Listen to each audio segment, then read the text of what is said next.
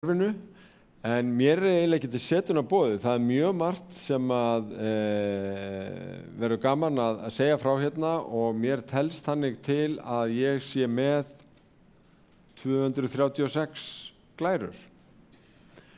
En þó hlakka ég mest til að heyra í arkitektunum sem ætla að kynna annars vegar Lækjartorg og Hlemmtorg.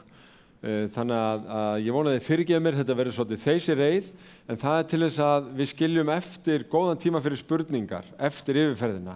Því að það ekki síst tilgangur með þessum fundum að eiga orðastað og tala saman.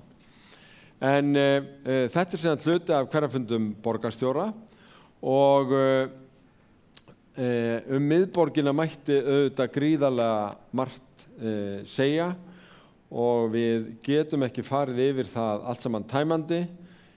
Hún skartar núna sínu fegurst, það svolítið kalt, en ljósmyndarar á vegum borgarinnar hafa verið að fanga öll hverfi borgarinnar með myndum og þær eru margar dásamlegar og minna okkur á að vorið og sumarið að koma og þá söfnumst við víða en hvergi kannski eins mikið og í miðborginni.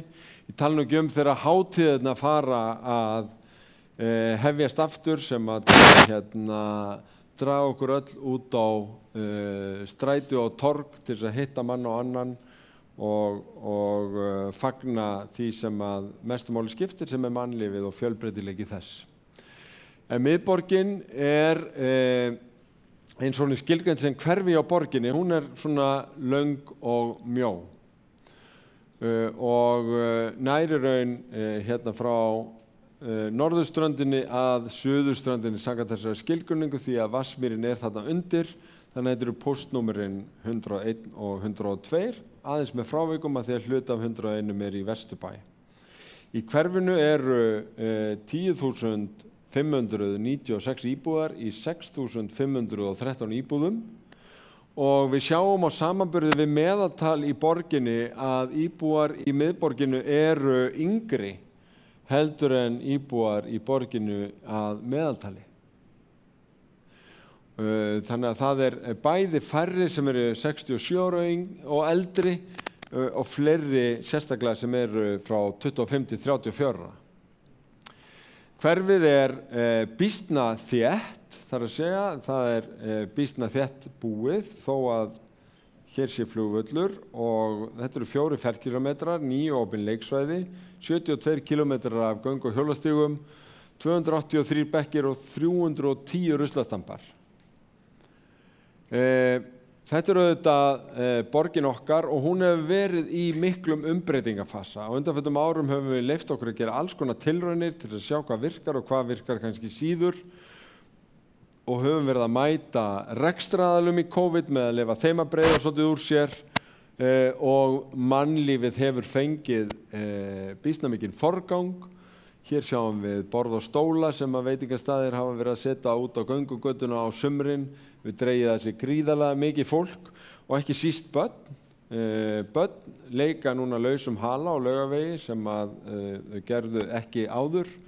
En börn eru auðvitað í forgrunni í margvíslegri þjónustu borgarinnar, meðal annars í íþróttum og þeim sinnt út á Hlíðarenda og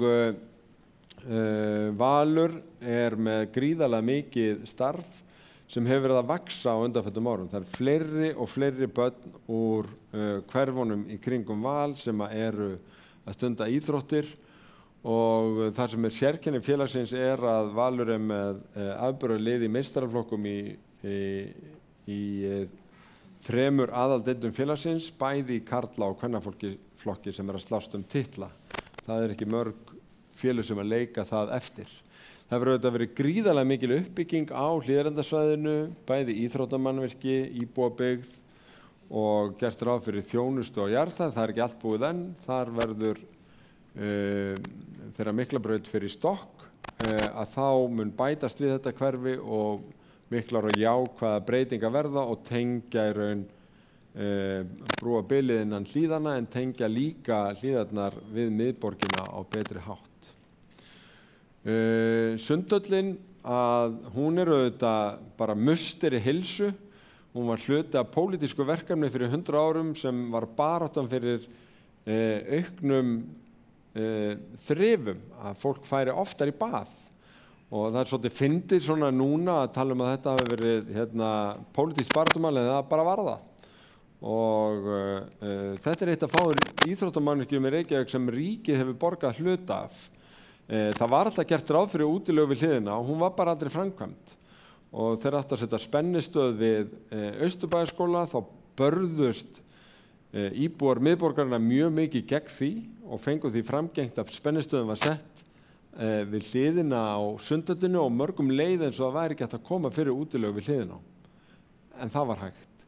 Og það var gert með samkeppni og útilegin auðvitað dásamleg viðbót og hefur verið mikið lífsgæða að sprengja fyrir fólkið á þessu svæði. Og það sést auðvitað best á því að árið 2016 voru 8.000 gestir í mánuði sem sóttu Sundhöllina, en með opnun útilegurinnar þá urðu þeir 30.000. Síðan vitið þið auðvitað að í COVID þá þurfti að takmarka aðgengið, en núna gerum við ráð fyrir því að verið dásamlegt sumar í öllum sundlaugum í borginni, þar á meðal Sundhöllinni. Íbúar miðborgar sækja síðan Nauthólsvíkina til sjósunds eins og aðrir Reykvíkingar og íbúar á höfuðborgarsvæðinu. Og ég stalst þessuna til eða stóðst ekki freistinguna að bæta við bara upplýsingum það að þar verið að tvöfalda pottinn og bæta við, gera Nauthólsvíkina aðgengilegri fyrir þá sem eru til dæmis bundnir í hjólastól, og það verið að bæta við fleiri hlutum af því að þetta orðið svo gríðarlega vinsælt. En miðborginni allstaðar og það alls konar fólk sem býr í miðborginni og nýtur þjónustu í miðborginni. Þjónustumiðstöð hverfisins staðsett á Laugavegi 77. Hún mjög vel skipuð fólki, fagfólki, og hún harðsnúin, enda hún að takast á við gríðarlega mörg og mikilvæg verkefni.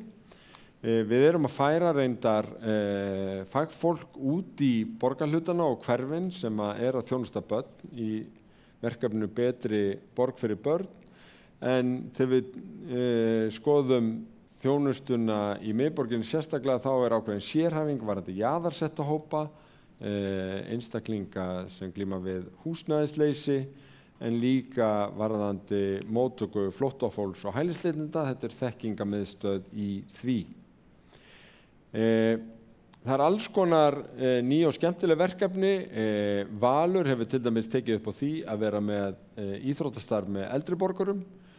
Og ef einhverjir hér hafi ekki frétt af því, þá hvet ég fólk til að hafa augu og eyru opin fyrir því. Þetta að reiða sér til rúms í mörgum hverfum, að við höfum verið að hvetja íþróttafélögin til að opna húsnæði sitt fyrir eldra fólki og fá gamla félagsmenn til liðs við sig aftur. En það sem að kannski fólk áttar sig almennt ekki á að borgin að þjónusta 1000 heimila í hverja einustu viku, meðal annars í þessu hverfi hér, í persónulegri þjónustu og mikilli nánd, heimahjúkrun, heimaþjónustu, stuðning við þá sem þurfa stuðning og þetta fer mikið fram á heimilum. Þeir sem eru auðvitað á jaðri samfélagsins og eru í húsnæðishraki, að þá erum við með sérstakt vettvangsteymi sem að styður við fólk í sínum aðstæðum, og þannig að þetta eru gríðarlega fjölbreytt verkefni. Nú, skóla- og frístundastarf mikið og fjölbreytt í borginni og líka í miðborginni. Það áberandi þegar maður fer yfir sviðið að margháttað þróunarstarf.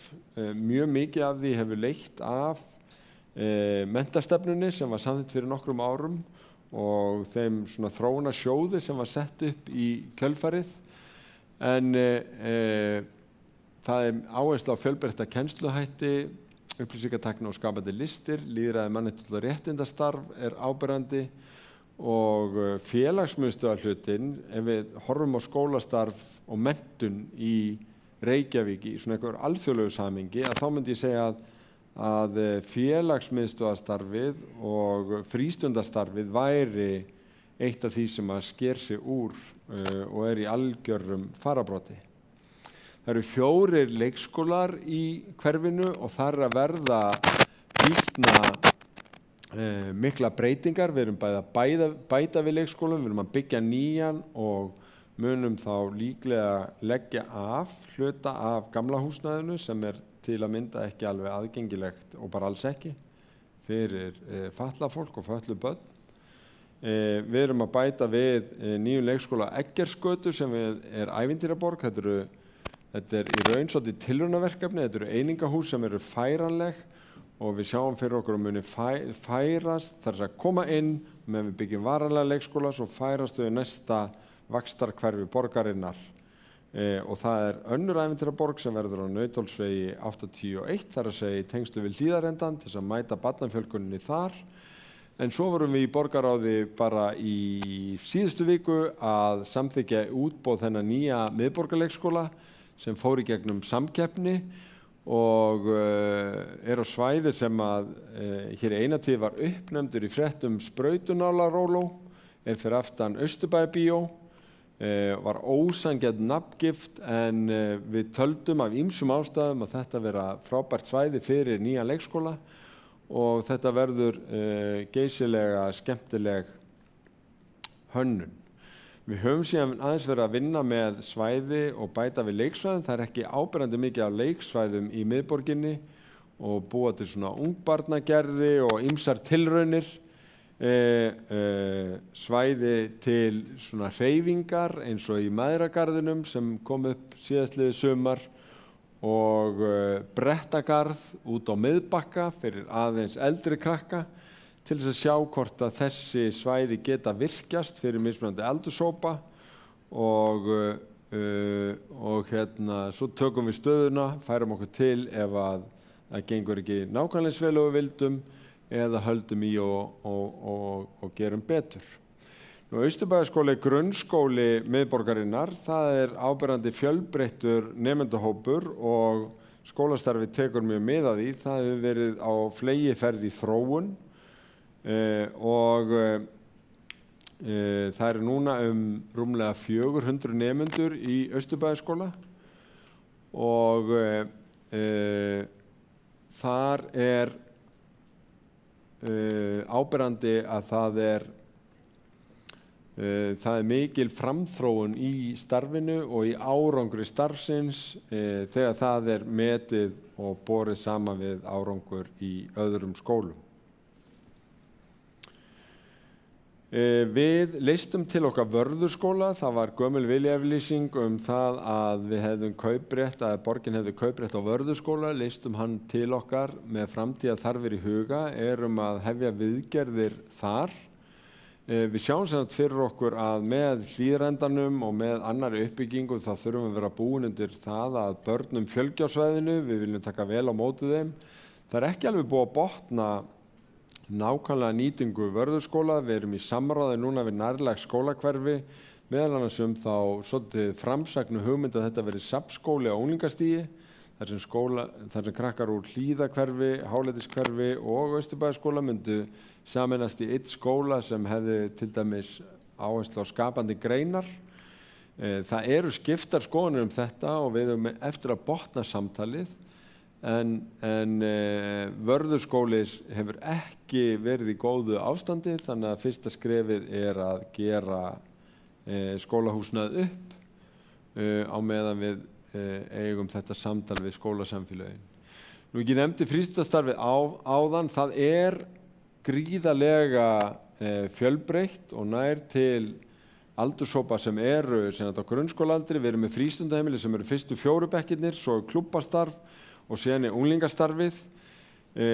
Það ótrúlega margt sem hefur bæst við í þjónustu við grunnskólabörn bara á síðustu 20 árum. Það heitur matur í öllum skólum núna, það frístundaheimili í öllum skólum, það 10–12 ára klúbbar í öllum skólum.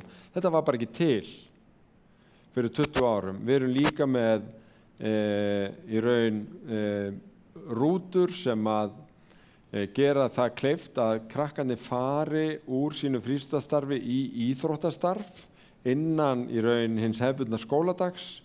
Áður þurftu foreldrar að sækja krakkarna í skólann, fara með á íþróttastarfið, hafa þau þar kannski milli 5 og 6 og síðan sækja þau aftur og þetta við stytt vinnudag barna sem gríðarlegt lífsgæðamál bæði fyrir börnin og fjölskyldur.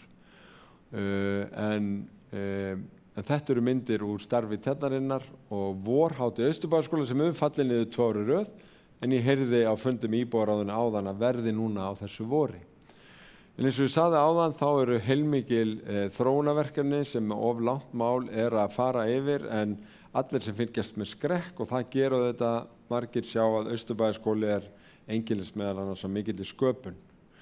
Það sem í raun kristallar skólastarfið menntastefnan og leiðarljós hennar þó að það voru þúsundir manna sem koma að því að leggja í púkk var þetta mótana. Við fengum alþjóðlega sérfræðinga og sannarlega innlenda og erum ennþá að vinna með menntavísindasviði og að því að fylginni eftir að láta draumana rætast megin markmið menntastefnu Reykjavíkur. Þá eigum við það að markmið skólastarfs og markmið frístundastarfs að kveikja neistan hjá hverju einu barni að það finni sína styrkleika og geti gegnum skóla- og frístundastarfið þroska þá og unnið gegn veikleikum sínum.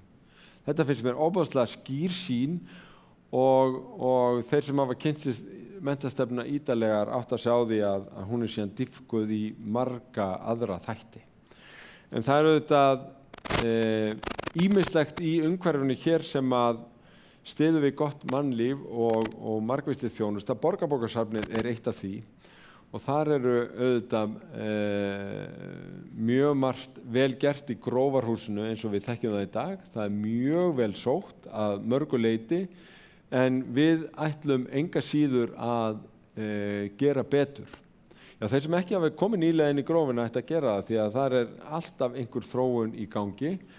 En við erum búin að vera með flugráð í gangi og út af hvað gengur það? Jú, það gengur út af það að við erum búin að byggja við Grófarhúsið og viljum núna þróa það sem nútíma bókasafn og útfæra það sem nokkurs konar hús orðsins í öllum skilningi þess. Þannig að það verði hús fyrir allar kynslóðir, það verður svo kyrrð sem við getum sótt í bókasafni en líka leikur og eitthvað óvænt og til þess að laða fram bestu hugmyndir þetta að þá erum við með í gangi 3 þrepa samkeppni.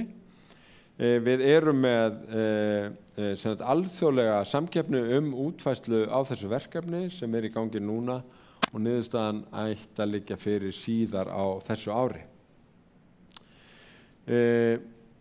Og svona í vinnuskissum að þá bara svona imbrað á því að þarna gamalt pakk úr sambandsins með þessari svona 90s klæðningu utanaf og við gerum ráð fyrir því að færa útlitið til upprunalegra horfs, kannski opna upp á þak og hleypa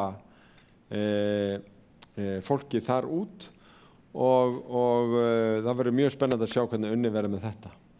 Nú Borgarsögusafnið sem heldur utan mörg safn í Reykjavík eru sannarlega hér með ljósmyndasafn þarna á efstu hæðinni í Grófarhúsinu. Það vorum að verðlauna ljósmyndir ársins bara síðustu helgi. En það líka landnámssýningin í Aðalstræti sem að springa núna út með blóma því að til viðbótar við landnámssýninguna sem þar í kjallara að þá keyptum við elsta hús borgarinnar, Aðalstræti 10, þar sem verið að setja upp sýningu þróun borgarinnar. Og það var gert ráð fyrir því þegar landnámsskálinn var byggður upprunalega að það væri að tengja neðanjarðar þetta elsta hús og landnámsskálann. Ég fór að skoða þetta í dag sem hluta af Karvavíkunni hér og það verður mjög spennandi að sjá þetta. Opna 7. maí með sýningu Reykjavík og þróun Reykjavíkur og það meðal annars alveg ótrúlega fallegt líkan af Kvosinni og Aðalstrætinu, gamla Fjalakettinum og húsunum þar í kring eins og þau voru 14. september 1906. Nákvæmlega þá, akkurat þann dag, 14. september 1906, voru húsin svona og ég skora okkur að fara að kíkja á þetta. Þarna erum við að lyfta sögu borgarinnar á þessum stað sem auðvitað hjartað en líka í mikilli breytingu. og þetta landnámssýningin eins og hún núna. Þarna aðalsæti 10 en þarna búið að gera ansi skemmtilega hluti úr þessu. Nú, við erum síðan að lyfta menningar minjum víða, Steinbryggjan sem kom í ljós inn við Tryggvagötu, að hún hefur núna fengið verðugan sess og þar svo rómantískt að sitja. Mér sýnast pör svona bara einhvern veginn náttúrulega að byrja að kyssast. Og þið skulle athuga að næstiði labbið þarna fram í að fá okkur pilsu. En þetta hluti af þessari bryggju hér sem eiginlega upphafið að vexti borgarinnar þegar var farið að gera hér alvöru höfn.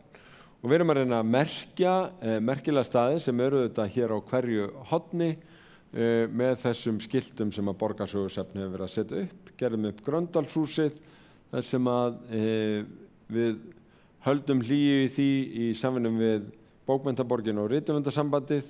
Við hliðina á Grófarhúsinu Hafnarhúsið. Þar hefur Listasafn Reykjavíkur rekið alveg gríðarlega blómlega starfsemi í 40% hússins. Við vorum að kaupa hinn 60% fyrir í vetur og það í tengslum við það að Una Dóra Kopley, dóttir Nínu Tryggvadóttur, gaf risastórt safn verka hennar og önnur mjög merkileg verk, alls 1500 eða hátt í það, og húseignir á Manhattan og við erum að fara í samkeppni útfærslu á Hafnarhúsinu öllu sem húsi myndlistar. Þar á meðal safn Nínu Tryggvadóttur og síðan í Tollhúsi þarna við hliðina á kemur Listaháskóli Íslands. Þannig að við erum að fara að sjá alveg ótrúlega spennandi breytingu þarna í Tryggvagötunni með hús orðsins Grófarhús, hús myndlistar sem Hafnarhúsið og Listaháskóla Íslands sem Tollhúsið. Og þannig að við erum í raun að segja með þessu að þegar við erum að þétta, þegar við erum að fjárfesta, þegar við erum að fjölga á svæðinu, að þá viljum við leiðinni fjárfesta í hverfunum, lyfta menningu, búa til almenningsrými fyrir almenning, borgarbúa og fólk og gesti borgarinnar og menningarstofnanir okkar eru auðvitað alveg ómetanlegar í þessu. En það ekki bara list inn í húsum, þau eru líka út í umhverfinu og ég vildi bara auglýsa hérna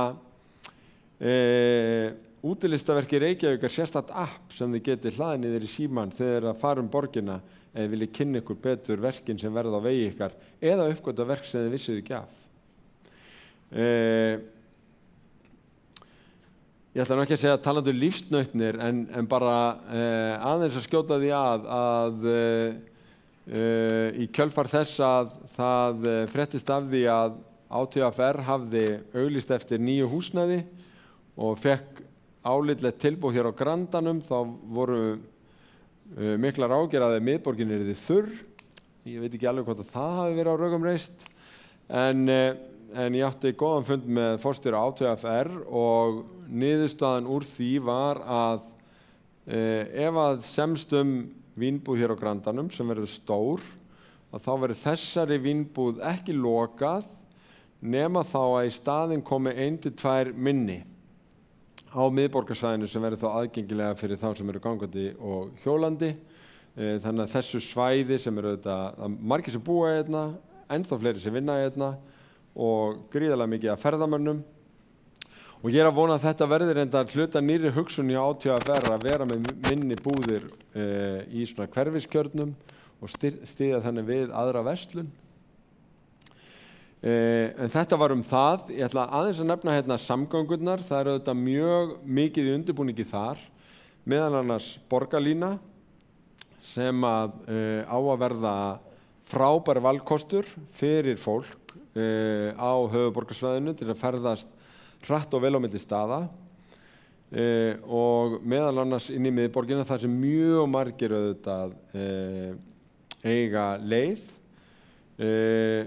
og ég segi stundum að til þess að skilja hvað við erum að reyna að gera í aðalskipulaginu þá þurfum við að átta okkur á því að megin kannski eitt megin vandamáli í borginni að við búum svo mikið í útjaðrinum og vinnum svo mikið miðsvæðis að það allir að keyra á sama tíma inn á við og svo út á við seinnipartinn og þennan balans viljum við leiðrétta og gera almenningssamgöngur og aðra ferðamáta en það var á bíl eins álitlega og hægt líka fyrir þá sem ætla að vera áfram á bíl að létta á umferðinni. Við erum að fækka bensínstöðvum með samningum við olíufélögin. Við erum reynda með flestar bensínstöðvar bara á byggðu ból í heiminum, þannig að þeim máttun alveg fækka og við ætlum að reyna að fá eitthvað sem þá hverfistengt þjónustu og íbúðir í staðinn. Við erum að lækka hraðan samkvæmt sérstakri hámarkshraðaáætlun sem byggir á greiningu á því hvar það mikilvægast og best, og það nú mjög víða.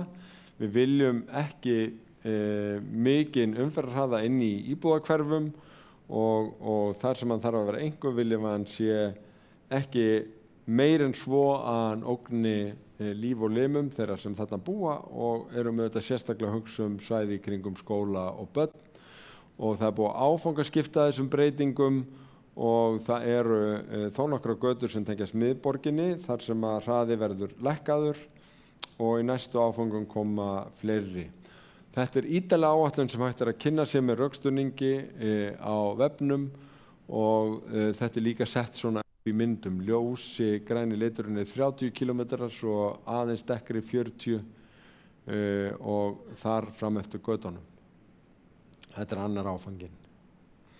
Það eru þetta gríðarlegar breytingar í samgöngumálum, mjög spennandi. Rafskúturnar eru eitt, við erum svolítið að læra á þær, og það svo margt sem þannig í borginni að við þurfum að læra að taka tillit hvort til annars, og við erum öll hér saman og rafskúturnar eitt af því. En við vorum að taka þátt í að kynna hér deilibílaleigu líka daginn sem á að gera þeim kleift sem að vilja vera bíllausir en þurfa bílstundum, kleift að leigja þá til skemmri tíma og það verður spennandi að sjá viðtökurnar við þessu vegna þess að víða í borgum að þá eru deilibílar hluti af því að styðja við bíllausan lífstíl fyrir Costco-ferðirnar okkar eða hvaða nú Við erum að vinna eftir hjólreiðaáætlun sem nær til allrar borgarinnar, bæði þegar við erum að taka gegn götur en líka sérstaka stíga, og hluti af samgöngusáttmála höfuðborgarsvæðisins heildstætt hjólastíganet allt höfuðborgarsvæðið, og þannig að núna erum við að setja kannski 1,5 milljarð á ári í hjólastíga. Þá kemur það ýmist af hjólreiðaáætlun borgarinnar, samstarfsverkefnum með ríkinu í gegnum hjólreiðasáttmála eða í tengslum við önnur verkefni eins og stofnbrautir upp á Kjalarnesið, upp í Elliðaárdal, og saman gerir þetta heildstætt verkefni. Og miklu meiri kraft en nokkur sinni áður í að fjölga góðum hjólastígum. Aðeins varðandi verkefni sem voru mjög áberandi fyrir COVID sem var að tempra áhrif til dæmis rútubílaaksturs og ferðamennsku inn í þéttustu íbúabyggðinni. Að við bönnuðum þá stórar rútur á stórum svæðum og vorum að fá þá ábendingu frá íbúaráði miðborgar og Hlíða að það væri komin tími til þess að fara yfir þessi mál aftur núna þegar ferðamennskan aukast aftur, og það var tekið vel í það á fundi skipulags- og samgönguráðs bara núna í morgun. En eins og þið munið að þá var dálítið mikill hvellur á sínu tíma þegar við gerðum þetta. En ég held að ríkið hafi sest og rútufyrirtækin hafi samþykkt að þetta væri skynsamlegt, því að ef við ætlum að vera öflug ferðamannaborg, að þá skiptir mjög miklu máli að borgaryfirvöld á hverjum tíma séu tilbúin að stíga inn í svona mál og stemma stigu við einhverju sem komið út í öfgar í þróun, og það getur verið hvort sem það rútur eða Airbnb eða hvað það nú til þess að þetta sé ekki á kostnað lífsgæða íbúa sem að búa í viðkomandi svæðum. En auðvitað alltaf galdur að búa í borg og rúturnar eru einhvers staðar, og það þarf þá að reyna að stýra því. Ég ætla að fara á Þeysireið yfir framkvæmdir og skipulag. Við sjáum eitthvað sem við getum kallað Nýja Reykjavík birtast víða. Það sums staðar meira áberandi en annað. Ég hef verið að fjalla svolítið Tryggvagötuna sem þá orðin svona núna, og það verður ótrúlega gaman að sjá hana springa út í sumar. veitingastaðirnir þarna á horninu eru þegar komið áformum að setja út borð og stóla og svona einhverjar, ég vona ég megi segja sólhlífar frekar en regnhlífar, en kannski verða það bara svona hvort ekki senn, og virkja þetta almenningsrými sem þarna orðið til. Við munum hvernig Hlemmur var og hann meira svona núna, hann hefur haldið ótrúlega vinsældur sínum jafnvel í gegnum COVID og í borgarráði núna erum við að bjóða út fyrsta áfangan af umbreytingu Hlemmtorgs, það sérstakt erindi það hér á eftir.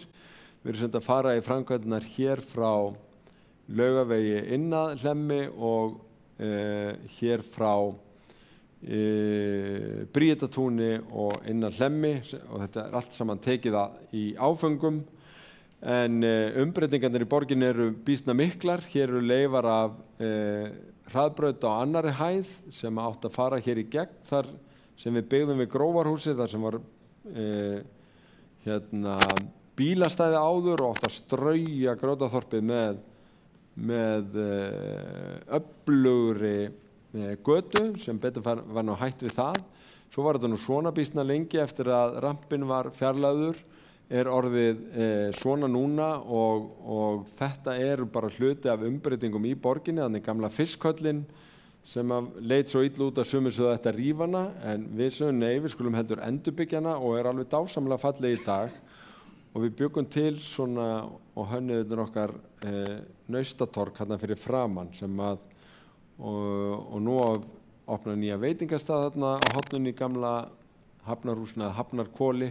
Við höfum svolítið víða verið að byggja á bílastæðum. Þetta eitt fyrir aftan Laugaveg 77 og það lítur svona út. Ég veit ekki hvort mér leyfist að sýna þetta plan, því að ég hef komið að mörgum ákvörðunum í borginni á undanförnum árum en ekki þessari, að því að ég bý þarna við, að þá ég hef vikið af fundum. Ég vona þessi ekki þessuna sem þetta svona sérlega vel heppnað. Þetta hefur alltaf verið vinsælt síðan Óðinstorg opnaði. Eins og reyndar þetta torg sem að fólk nánast þekkir ekki lengur, en svona var þetta árum og áratugum saman hjá Bæjarins bestu, og það var svo áhugavert að þegar var kynnt deiliskipulagið fyrir Hörpuna og Hafnatorgið og hótelið og það sem núna að verða höfuðstöð Landsbankans, þá var mótmælt gríðarlega en bara einu atriði. Það mátti lesa skipulagsuppdráttin þannig að Bæjarins bestu var að fara. Þannig að það var eins og fólki væri sama allt annað en ekki Bæjarins bestu, þannig að það var komið til móts við það og Bæjarins bestu þarna í dag, en torgið hefur sannarlega breytt svip. Þarna Steinbryggjan og þessi vegkantur sem að núna nýtur sín inn í Hafnatorgi. En þessa mynd hafa kannski fáir séð. Hann heitir Rafn og hann býr í Kópavogi sem að tók þessa mynd 1980. Þetta eiginlega bara í gær. Þetta sem á meðan þetta svæði var athafnasvæði hafskipa. Þetta nefnilega sama svæði við vorum að horfa á þann. Hér Eimskipshúsið, hér Tollhúsið og hér Hafnarhúsið og hér hafskip og svona þetta í dag. Þetta svæði líka bara rétt að klárast og rétt að virkjast, þannig að þarna verður mjög áhugavert að sjá lifandi jarðhæðir í sumar, því að ég ætla að fara að sýna ykkur hvað verður á sumum að þessum jarðhæðum á myndunum. Það nefnilega uppbygging út allt í Reykjavík, ekki bara í miðborginni, en við komumst ekki yfir að fara yfir allt, þannig að við fókuserum á miðborginna. Það mjög víða verið að klára stíga og frágang við götur. Við fylgjum eftir frágangi fyrir utan byggingar þegar verið að ljúka þeim. Það verður líka tekið fyrir hér svona varanlegri hátt, gatnamót Frakkastígs og Laugavegs. Það ekki allir sem að horfa á einhvern veginn merkingarnar, svolítið svipað og við gerðum með Skólavörðustíginn. Við erum að fara að gera Hljómskólagarðinum til góða. Við verðum með svona álagsþolna viðburðarflöt. Ég veit ekki alveg hver bjó til þessi hugtök, en pælingin svo að grasið tróðist ekki niður þegar það eru tónleikar. og það verður skipt jarðveg á svæðinu og drenlagnir þannig að þetta sé ekki blautt og eyðileggi gróðurinn, upphækka svið og akstursleið inn á svæðið fyrir aðföng að þessu, þannig að hljómskólagarðurinn verður svona svolítið græjaður upp þannig að hann þoli álagið og svo verið að vinna heildarskipulag og stefnumörkum fyrir garðinn. Þetta torg verður farið í núna í sumar, þetta Káratorg, hérna Reykjavík Roasters og við erum búin að vera eins og svo mörgum öðrum svæðum verið að prófa okkur áfram með torg í biðstöð og nú komin endaleg hönnun og maður á ekki að vera að sletta en þetta lítur næs út og ég held að þetta muni draga sér mannlíf. Við erum að endurgera leikskólalóðir, meðal annars við Tjarnarborg og síðan verður fjallað hér á eftir Lækjartorg og við vorum að ljúka samkeppni það, ótrúlega spennandi niðurstöður. Við erum mjög víða í viðhaldi fasteigna, ég get ekki rakið það allt, en það í stuttumáli bara mjög víða og við erum að undirbúa samkeppnum Grófarhús eða öll heldur erum í henni miðri. Það verið að huga sérstaklega gömlu skólanum okkar, Vörðurskóla og Austurbæjarskóla, meðal annars út frá aðgengi og bjóð út þennan miðborgarleikskóla sem ég nefndi áðan. Enn meiri þeir verður nýjar íbúðir sem tengjast miðborginni. Við færum okkur hérna frá Gamla Garði þar sem flutt inn í 70 íbúðir, í Austurhöfn eru aðrar 70, á Bergþórugötu 10-12 eru 18, á Hverfisgötu 92-29 og Laugavegi 145 voru að bætast við 11 íbúðir og Nýlendugötu 7, á Framnesvegi 9. Þarna verður ein íbúð á efstu hæðinni í þessu nýja húsi. Ef við labba þarna framhjá á Skólavörðustykknum þá var þetta nú bara dálítið laglegt. Það voru svolítið áhyggjur þegar þetta var rifið eða eiginlega hrundi þegar voru að hreyfa sig eitthvað þarna. Inn á Skúlagötu 26 hefur verið framkvæmdastopp en þarna verður blanda af íbúðum og hótelturni, síðasti turnin þarna verða tæplega 30 og Hverfisgötu verið að klára þessa reiti og mun líta svona út. Þetta í raun hérna gömlu húsin, það bara leyft að hækka þau í sumum tilvikum. Snorrabrautin líka að fara í gegnum mjög mikinn umbreytingafasa. Þar eina af bensinstöðunum sem við sömdum að ætti að fara og koma þá falleg borgarhús í staðinn, en það byrjað að vinna þarna á Snorrabraut 60. Það hús verður með 35 íbúðum og verður með þjónustu á jarðhæð. Frakkastig 1 var samkeppni grænar lóðir, þetta ekki endanlegt útlit. Alls ekki, því að þarna var að vera að kynna tillögu sem tekur mið af svona lágu kolefnisspori. Á Vatnstígsreiti verið að byggja upp, þar líka mátti rífa gömul hús sem verða endurbyggð en það var leyft að rífa á baklóðinni og þarna bætist heilmikið við eins og sjáum á hér. Það líka bætast við í bil á Njálsgötu og í eitt bil á Bergþórugötu 3 íbúðir. Svo eru aftur komin á Snorrabraut, þið fyrirgefið svona þetta hraða ferðalag, þarna eru 40 íbúðir sem verða þarna fyrir aftan gamla sem sumir kalla Óshúsið en aðrir kalla Ost- og Smjörsölun, ekki satt. Svo víða verið að bæta við Laugaveg og í raun austan við Hlemm eins og á Heklureit. Í aðalsæti 9 sem hluta af í raun því sem hafa kallað hótelreit, að þá verða líka íbúðir sem snúa út að Ingólfstorgi. Efst á Hverfisgötunni heilmikil umbreyting, þar verið að bæta við 12 íbúðum á einum stað og 36 á öðrum. Þetta var hótel, núna breytast í íbúðir. Þetta sjáum við víða, svona hótel sem kannski ekki gengur alltaf vel að verða íbúðir oft í leigu. Á Ægisgötu 7 að koma 23 íbúðir. Þetta nú tvítekinn Frakkastígurinn, Vesturbuktin, það verkefni vonandi að fara af stað. Og á Vatnsstíg umbreyting, þar stúdentar að fjölga námsmannaíbúðum 12. En ef við horfum aðeins víðar út á Vatnsmýri, að þá Háskóli Íslands að vinna að rammaskipulagi fyrir sitt svæði sem tekur mjög spennandi mið af borgarlínunni.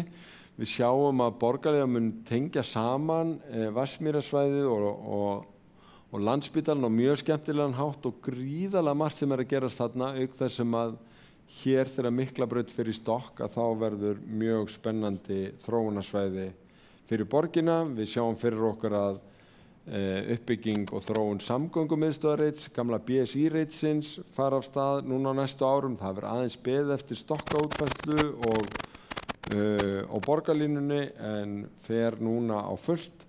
Landspítalinn auðvitað á fullu. Þarna kannski stærsta hola landsins og það búið að setja þarna ofan í mestu steypu landsins en þetta verður gríðarlega umfangsmikið. Við verðum með sérstakan fund hérna á föstudaginn. Við sjáum það að vera að setja upp sýningu hér með módulum meðal annars á Landspítalanum sem sýna þetta og verður hér á föstudagsmorgun. Við munum færast nær Kópavogi.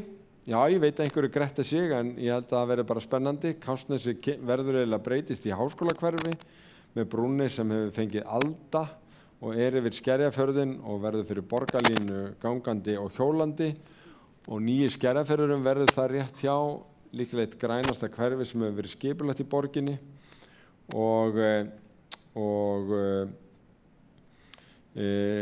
þar verið að úthluta fyrstu lóðunum bara þessar vikurnar og verður mjög spennandi að sjá það verða að veruleika.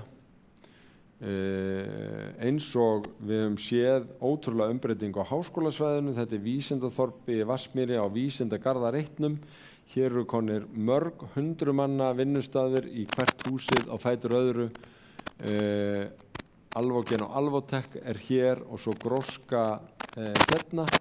Sjáum það hér. Þetta stærsta frumkvöðlasetur landsins, höfuðstöðvar CCP og bara upp á stærðargráðunni. Þetta eru 17.000 fermetra, það cirka hálf kringla og fullt af fólki á allstað á öllum aldri sem að vinna nýsköpun, frumkvöðlastarfsemi, vinna á sprotafyrirtækjum og svo framvegis. Þetta þetta líka world class.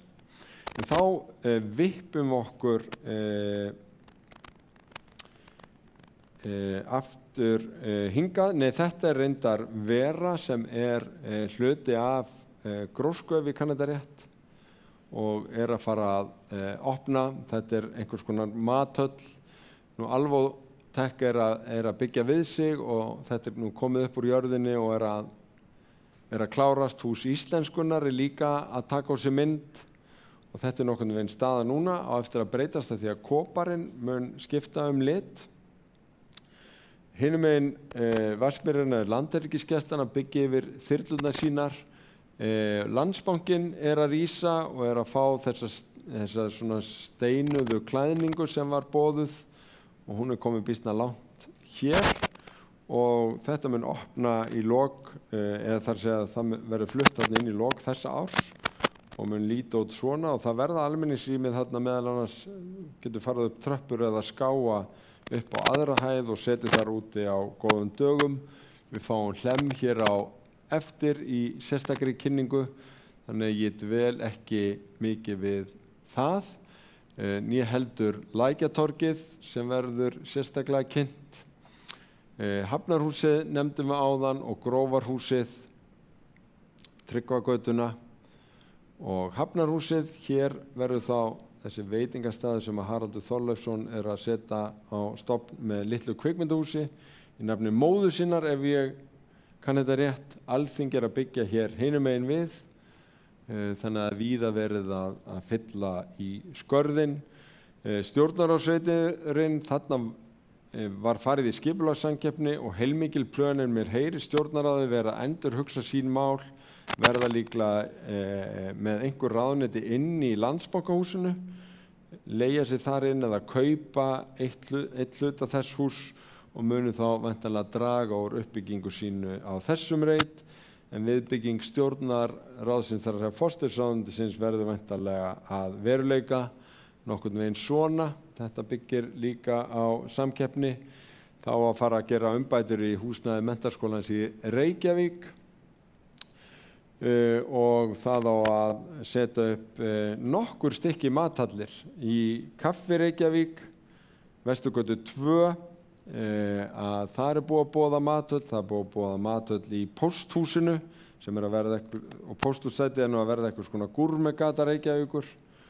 Og svo það Hafnatorgið, þar áætlað að opna í vor 7 veitingaeiningar með sameiginlegu þjónusturými og setusvæði, veitingastað, 4 verslanir og þetta að opna á þessu vori. Og þetta hefur fengið nafnið Hafnatorg Gallerí og þetta eru svona útlitsmyndir það hvernig þetta mun líta út og ég held að þessar myndir hafa bara aldrei komið fyrir augu hvorki mín í almennings fyrr en bara núna en það auðvitað ekki langt í vorið og þá erum við eiginlega komin hérna alveg út í Austurhöfnina. Þetta hótelið, Edition hótelið sem núna komin eiginlega í fullan rekstur og búið að ráða mörg hundruð manns. Að opna næturklúbb í kjallaranum og þakbar á þakinu og ég held að spaið sé komið á fullt. Það verið að vinna frágangi líka á Landsímareitnum á hótelinu sem verið að innrétta þar. Það verið að endurgera gamla NASA-salinn, sjálfstæðishúsið í því húsi, í því sem næst í upprunalegri mynd, en þó þannig að rýmið algjörlega hljóðeinangrað, þannig að aftur verður hægt að halda tónleika, þó að stærstu hluti af þessu verði hótel sem lítur ekki alveg svona út. Þetta komið ennþá lengra og reyndar ennþá lengra en þessi mynd sýnir og það verður opið þarna í hádeginu á föstudaginn fyrir þá sem hafa áhuga á að kíkja aðeins á þetta. Þá að leggja hornstein að Hótel Reykjavík Saga hérna úti í Lækjagötu bara núna strax eftir páska. Þar á að reyna að klára þeir segja síðsumars eða allavega á þessu ári. Þetta verða 130 herbergi og það verið að vinna að ýmsum frágangi.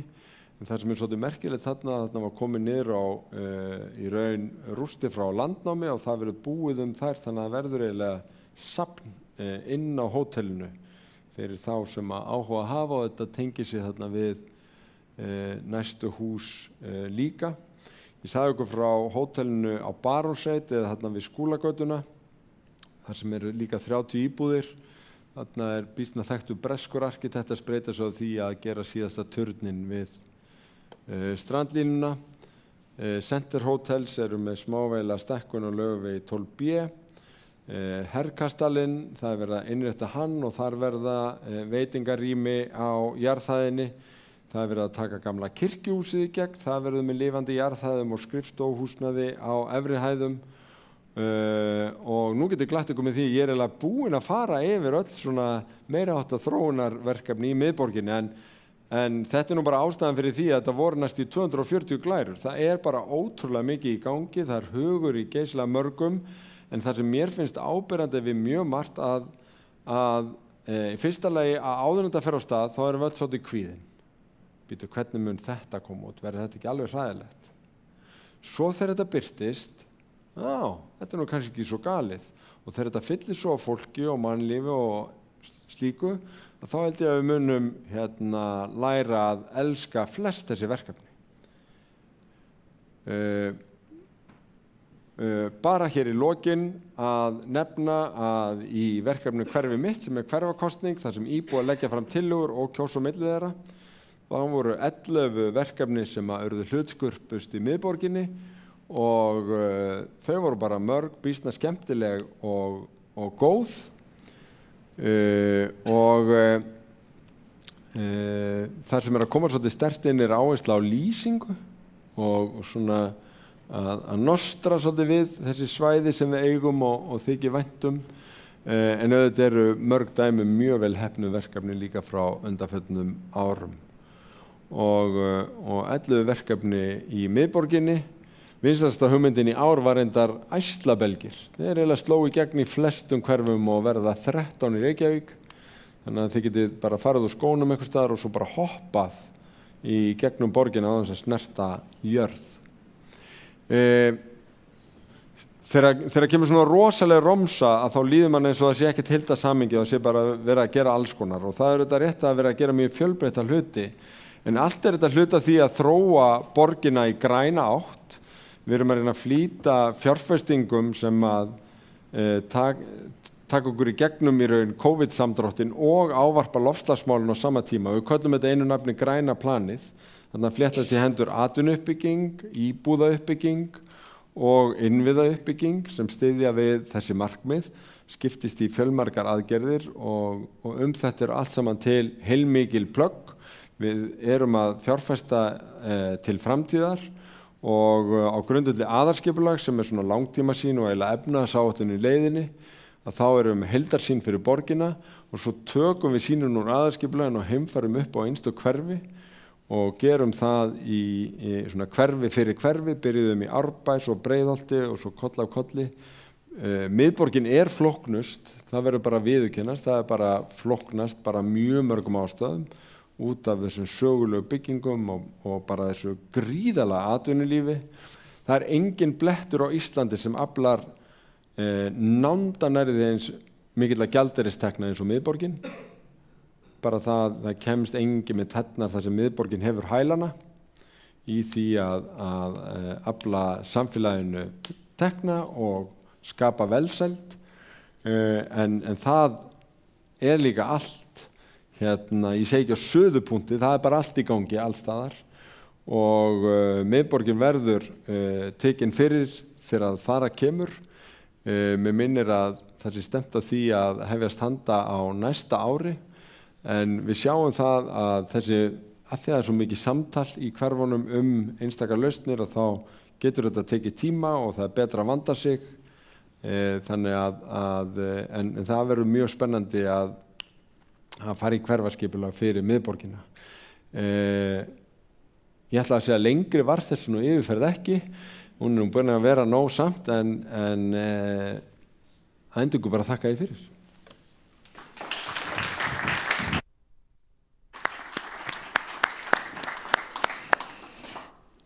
Takk kærlega fyrir þessa yfirferð, Dagur. Maður tekur örugglega smá tíma bara hreinlega að ná utan þetta allt saman. Þannig að við gefum okkur bara góðan tíma til að melta þetta og kannski kveikna einhver spurning hjá okkur meðan að Dagur var í þessari yfirferð og þá getið þið komið með hann á eftir. En næst þá ætlum við að sjá myndband þar sem að Þórey Vilhjálmsdóttir íbúi í miðborginni ætlar að leiða okkur hverfið.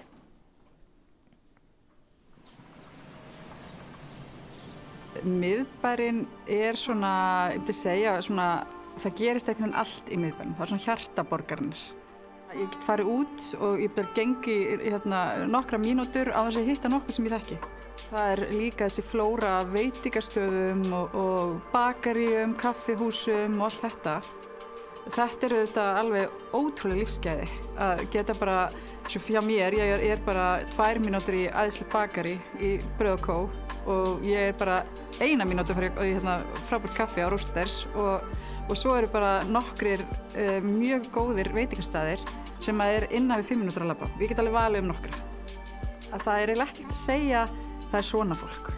Vegna þess að það svo margar tegundir af fólki sem býr í miðbænum. Og mér finnst það mjög gaman að búa í hverfi þar sem þú getur ekki sagt það svona fólk sem býr í þessu hverfi.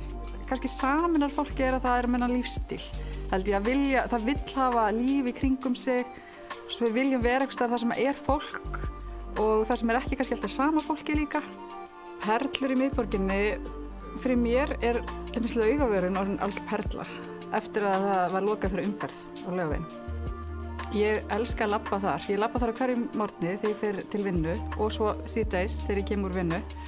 Frakkastígurinn, það bara, þú ert að horfa niður á sjóinn og sólfarið og svo horfir upp á Hallgrímskirkju og ég svo oft farin að stoppa því ég alltaf að sé fólk stoppa og að taka myndir og þá ég farin að já, þetta þetta bara dálítið skemmtilegt hér, þessi sýn af því að við erum svo vönir svo, við löppum bara þarna framhjá og svo þetta þarna blanda saman bæði þessi, þú veist, að sjá þessi fallegu kennileiti og svo geta farið og fengið sér gott kaffi á Roasters og farið í Brauð og Kó og fengið sér góðan snúð og labba svo niður og fengið sér kannski Valdísi góðan ís. Þannig að það er hægt að bara gera rosalega margt á Frakkastígnum. Einn af mörgum kostum við að búa í miðbænum er að vera svona nálægt menningunni. Það er auðvitað yndislegt að geta labbað í leikhúsi, geta labbað á söfn og þú veist, þegar maður er svona á helgar sem við erum bara í bænum, þá er svo gaman að geta labbað í einmitt farið á einhverjar sýningar, fyrir miklu fleiri sýningar heldur en gerði áður. Vegna þess að það er svo stutt í þetta allt. Þannig að þetta er mikið gjöf fyrir okkur.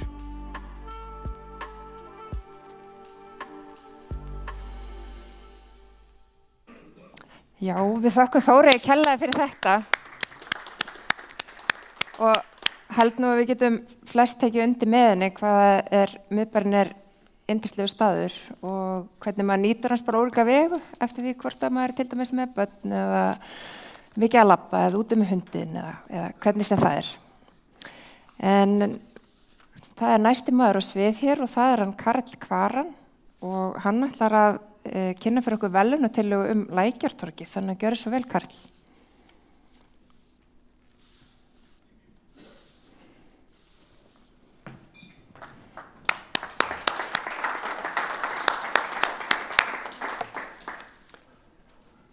Takk fyrir kærlega, heyrið almenn límir. Já. Ég vildi gjarna fyrst byrja að þakka borgarstjóra og öðrum þeim sem hafa komið að þessum stórum fundi. Það er náttúrulega mikilvægt að hafa svona fundi og ótrúlega jákvætt líka að geta hitt borgarbúana og spjallað og fengið hugmyndir líka frá borgarbúum. Ég kom nú ekki einn að þessu verkefni. Þetta er samstarfsverkefni hollenskrar stofu sem heitir Caras & Brands, sem eru landslagsarkitektar, borgarhönnuðir arkitektar og stofan sem ég stend fyrir, sem heitir Sprint Studio, sem er íslenski hlutinn. Og þar má nefna Sara Gaderi, Auður Sveinsdóttir, landslagsarkitekt og Sigurður Árni Sigurðsson, myndlistarmaður. Þannig að það sé allir þessu taldir. En ég var ekki með 247 glærur, ég lofa því, en ég ætla að fara í gegnum tillöguna og við nefndum tillöguna Borgaralind og það er náttúrulega bæði vegna þess að þarna var lækur sem streymdi Lækjargötuna og streymdi þarna við hlið og líka vegna þess að við höfðum ekki áhyggjur en við vildum gjarnan þróa hérna í Reykjavík almenningsrými í þágu borgara og í þá félagslega blöndu og annarra hluta sem gerir borgir og höfuðborgir ríkari. Þannig sýnin sem við höfum fyrst, það var náttúrulega svo að Reykjavík er margbrotnari og miðbærinn er margbrotnari en við höldum.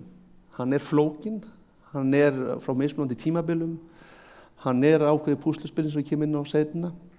Það eru mismunandi stílar, það eru mismunandi lífshætti, það eru bæði fólk sem býr þarna, fólk sem kemur í heimsókn, túristar. Við eigum öll einhvern hluta í miðbænum. Þarna er ákveðin saga bæði fyrir almenningssamgöngur og það er líka framtíðarsaga borgarlínunar sem mun vera þarna. Og þetta er líka ákveðin svona opnun kvosarna sem mun fara einnig líka eftir. Annar mikilvægur punktur í sýn okkar var að þetta er náttúrulega samkomustaður. Og það er enda rétt að ef við horfum svona síðustu 20 árin þá kannski hefur við mist þessa tilfinningu fyrir Lækjartorg sem samkomustað. En þegar maður ræðir við fólk á öllum aldri þá er allir einhverja minningar og náttúrulega mikla kvennarhreyfingu sem var þarna sem við þurfum að vera stolt af, plús aðrar samkomur sem voru til staðar og vildum við endilega rækta þessa félagslegu blöndu og samkom. Eins og ég sagði áðan þá var hugmyndin að leysa ekki bara Lækjartorgið, sem sagt, í rauninni var samkeppni fjallaði bæði Bankastræti fyrir ekki Austurstræti og Lækjartorgið og fannst okkur að vera tilvalið til þess að reyna að leysa ákveðið svona, ekki vandamál en gera svona almenningsrýmið skýrara í miðbænum. Og því fannst okkur mikilvægt að í öllum þessum svona fjölbreytileika mósaík sem er í kringum okkur, að reyna að tengja þau saman og nýta tækifæri þess að tengja saman önnur almenningsrými með þessari hönnun.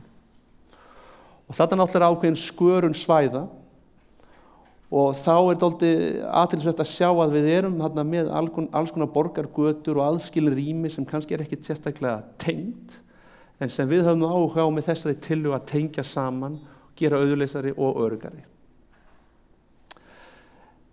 viljum einnig benda á þarna eru svona lykilrými Reykjavíkur og miðbæjarins. Við sáum fyrir okkur að við erum alltaf með þennan aust-vestur borgarás sem bæði sögulegur og menningarlegur, göng- og verslunarás borgarinnar. En síðan fannst okkur mjög athyglisvert líka að reyna að tengja okkur við norð-suður borgarása sem svona þessi græni ás. Og þá erum við einnig að ræða náttúrulega svæði fyrir framan menntaskólann, allt þetta græna svæði sem teygir sig frá Tjörninni og hvernig hægt væri að tengja Lækjartorgið og fá smá flóru, fá smá gróður inn á torgið til þess að einmitt að búa til og ljúka þessum ás. Og með því að setja þessa tvo ása, norður-suður borgarásin og austur-vestur, þá fannst okkur tilvalið að skoða hvernig Lækjartorgið gæti að nýju orðið gátt kvosarinnar. Við erum bæði með borgarlínu sem mun stoppa þarna, við erum með flæði bæði frá Hverfisgötunni, Laugaveginum, Austurstrætinu og líka frá Austurhöfninni í norðri.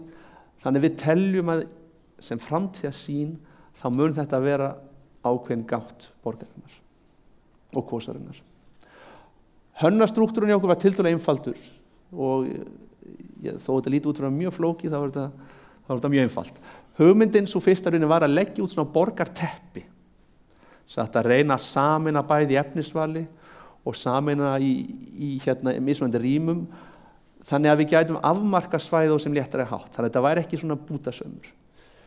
Á þessu teppi eru náttúrulega ákveðin svæði með ákveðin einkenni sem við viljum halda í. Það eru við náttúrulega sagan fylgjur okkur og það eru margir hlutir af sögunu þetta sem við viljum halda í og kannski benda á. Sumir hlutir hafa týnst, sumir viljum við færa fram aftur. Og einnig innan þessa teppi sem myndum við vilja þróa fjölnýtanleg svæði. Og það er náttúrulega lykilatriði eins og borgarstjórinn ræddum áðan að maður þarf náttúrulega að vera í samtali bæði við borgarbúa, við verslunareigendur, hvernig við viljum þróa almenningsrýmin. Þannig að allir finni sitt og þannig að í rauninni jarðhæðirnar geti þróast á sem jákvæðan hátt við almenningsrýmin. Inn í þessu náttúrulega viljum við einnig, við erum með fallegt app af útilistaverkjum og viljum gjarnan að það komi fleiri útilistaverk í miðbænum. Og þar að leiðandi töldum við að þessi svokölluðu bönd með fjölnýtunarsvæði gætu verið ákveðin staður til þess að koma fyrir útilistaverkum. Það gætu verið útilistaverk sem eru staðsett á ákveðnu tímabili eða til lengri tíma og gætu þar að vera ákveðin leikur í borginni. Og fannst okkur mikilvægt að leyfa allir þessar sköpun sem nú til staðar að tjá sig í almenningsrýminu.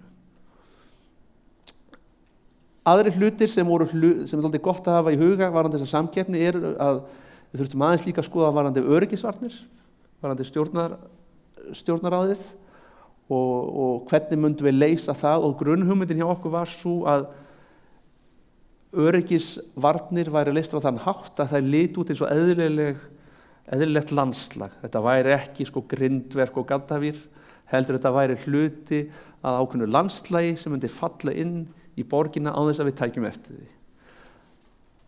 Og annað sem er mjög mikilvægt, sérstaklega þá sem búi hérna í miðbænum og sem eiga rekstur er aðgengi, vörulosun, hvernig munum við, hvernig mun hversdagsleikin vera, hvernig mun aðgengi bíla vera sem þurfa að komast með vörur, hvernig munum vörulosun vera og öll þessi atriði. Þannig þetta er eitthvað sem við þurfum að leysa í sameiningu í næsta fasa.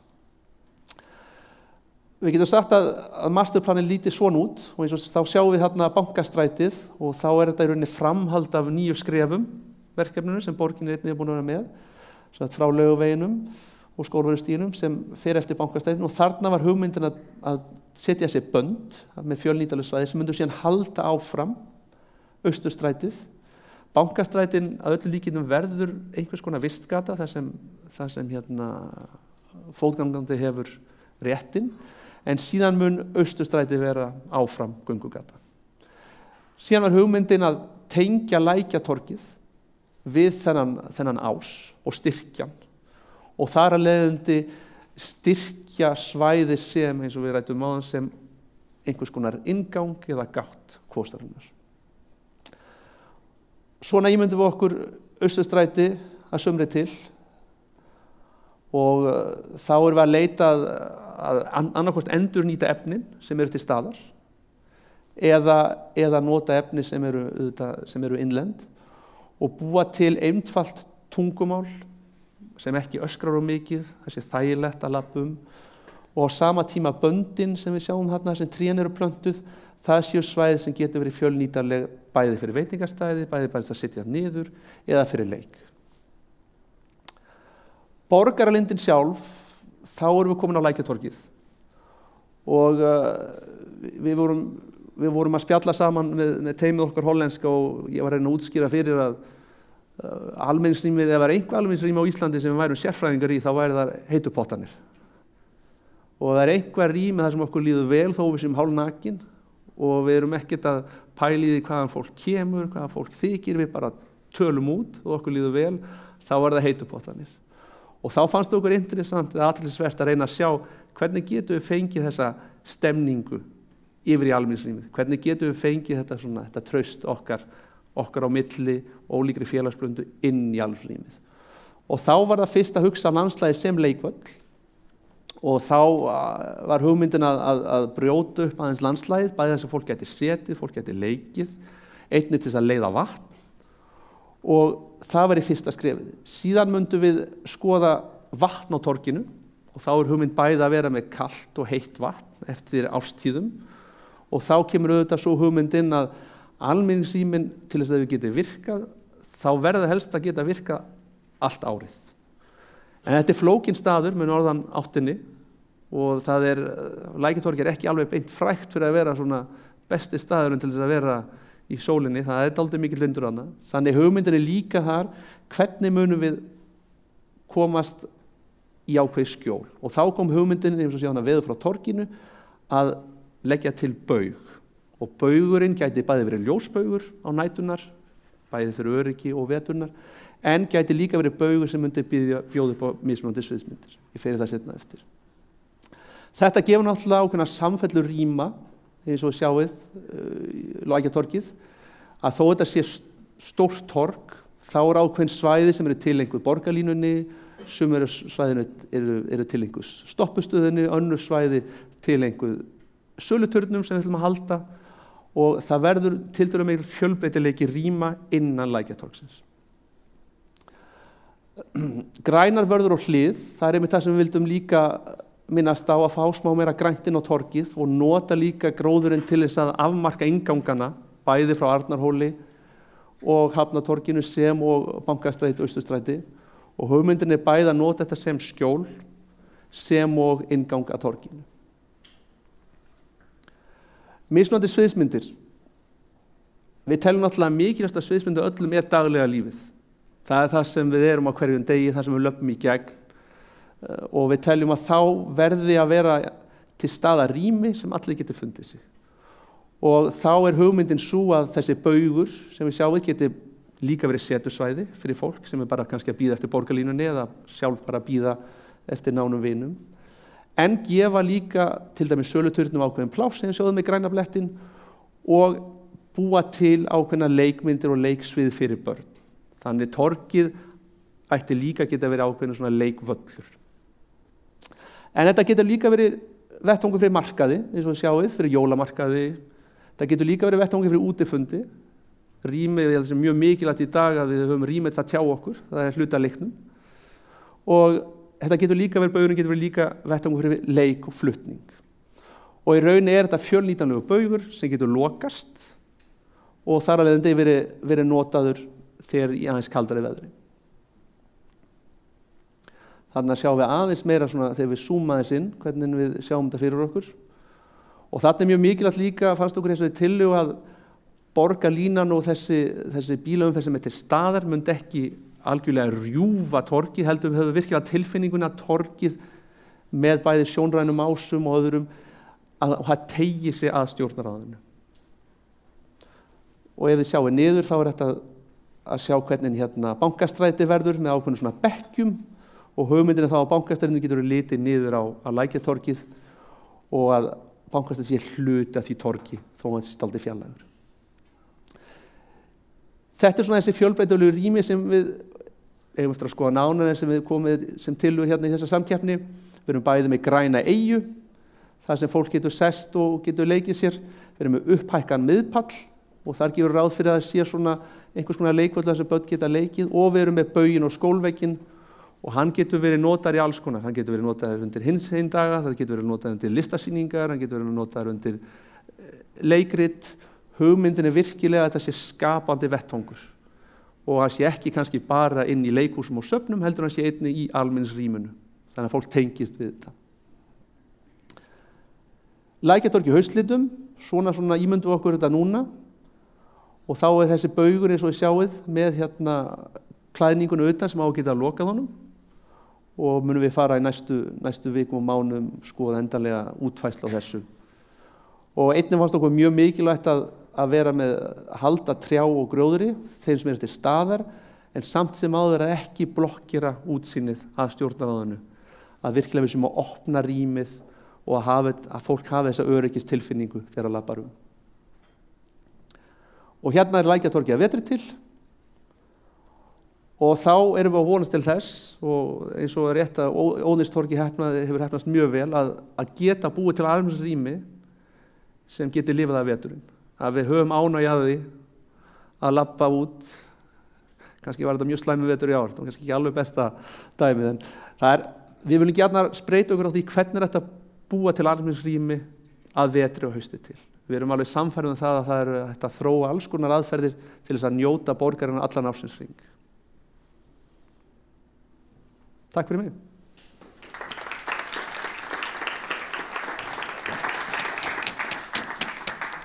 Já, takk kærlega fyrir þetta, Karl. Það verður ótrúlega gaman að sjá þetta að verða að veruleika. Svolítið svona ljóðræn og falleg lýsing, svolítið svona miðborgarljóð bara, þetta torg og þessi hugmynd.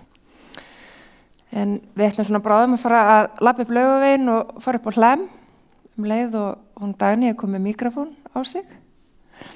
En mér er ótrúlega fallegt og gaman að heyra ykkur öll tala um miðborgina og gaman að heyra hvað margt í bígerð og verið að styðja við það sem er gott fyrir og byggja upp og nýtt að bætast við. En þarna sé ég Dagný er klár, þannig að gjörðu svo vel. Dagný Bjarnadóttir landslagsarkitekt sem ætlar að kynna endurgerð á Hlemmtorgi. Já, ég ætla að skauta hér yfir þetta. Þetta hófst nú allt með samanburðarsamkeppni þar sem að við vorum 2 teymi sem voru valin í fyrsta sæti og það voru þessar 2 tillögur. Ég stend hér fyrir Dagný Landdesign og með mér í vinnunni í framhaldinu svo Mandaworks, sænsk stofa. Og þessar 2 tillögur gerðum við í sitthvoru lagi og síðan höfum við verið að vinna að því að leysa þetta saman. Og hérna bara, eru 3 svona ganni til þess að sýna þróunina. Þarna í maí 2019 myndin þarna í efra horninu og 2019 í desember svo samþykkt þessi tillaga neðst og svo þessi til hægri sú sem að er núna í gildi.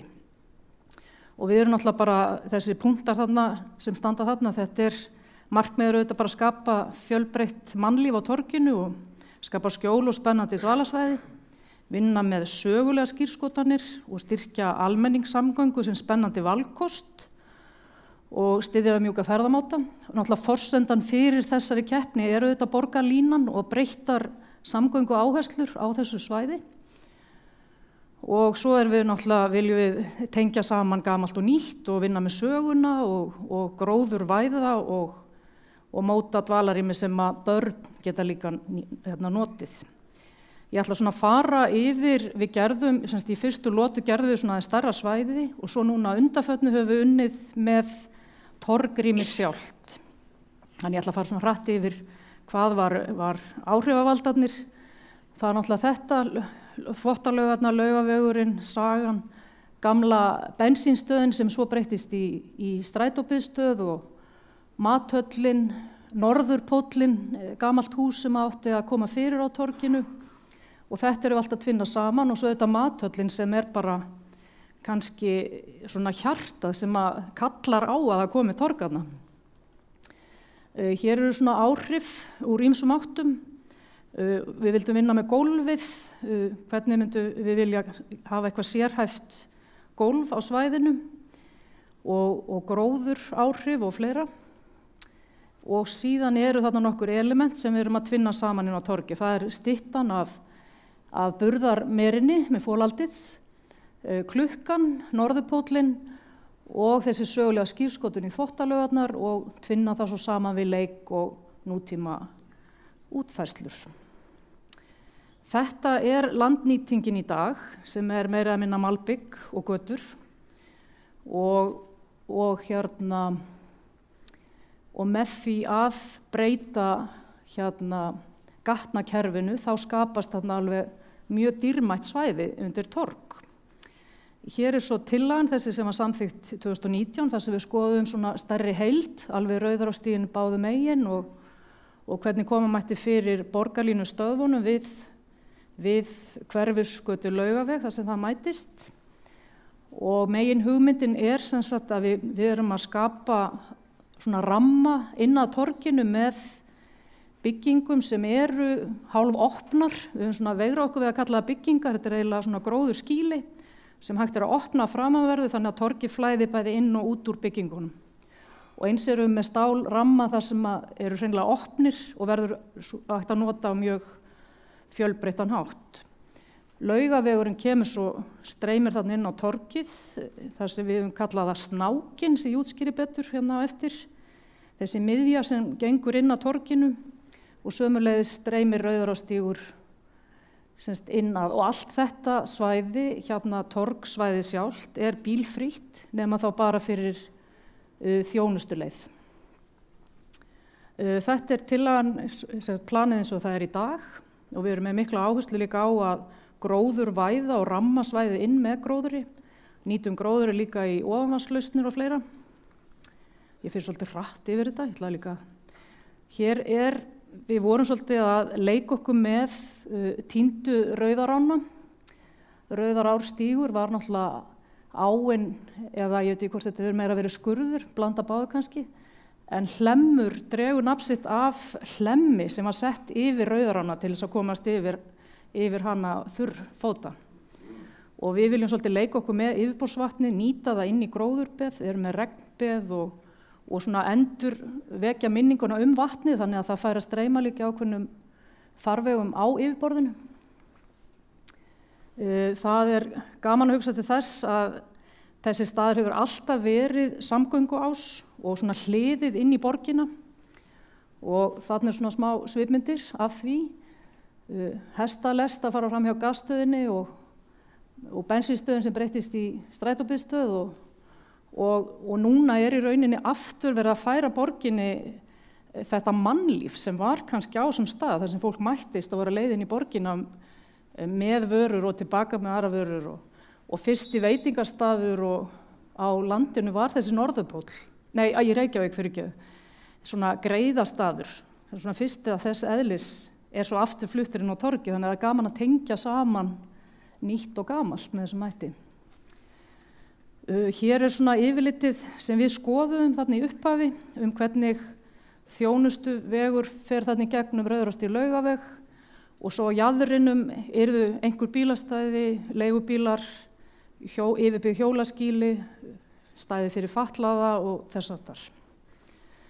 Við vorum mjög skoðum á samkeppnisstiginu þetta með að svona upphefja svolítið biðstöðarnar og gera þær að pínum lúxus og það sé svona, taka þetta aðeins út úr þessu að vera bara eitthvað vindskýli, að þú getur komið þarna inn og notið að vera í gróðurvætu umhverfi jafnvel og þarna vorum við svona aðeins að velta fyrir okkur að appið gæti verið bara leið og kemur að skýlinu, þá ertu komin inn í samgöngurnar og getur þá notið ákveðna þæginda. Og hér svo tilvísun í þakið frá gömlu bensínstöðinni sem að svo vill til að svolítið trend hérna, þetta Norruport, þessi grasþök þarna, ekkert ósvipuð í laginu. En þetta auðvitað allt eftir að þróast í borgarlínu teiminu sem núna að hanna þessa borgarlínu hérna í heild sinni. Hérna sjáum við svona svipmynd frá þessu sviði eða þar sem að Laugavegurinn endar í nokkurs konar sviði á torginu. Og hér svona dregið upp hvernig svæðið mjög vel rammað inn af byggingum og það mikið og fjölbreytt starfsemi í byggingunum í kringum Hlemm sem gefur því svæðinu ákveðin gæði, mikið af veitingastöðum og verslunum og Dagur benti á að hótelið þarna við Hlemm núna breytast í íbúðir sem finnst mjög jákvætt. Og svo sést á skuggavarpinu að þetta mjög sólríkur staður og meira þess að á jafndægri hérna sól alltaf inn á miðju svæðinu.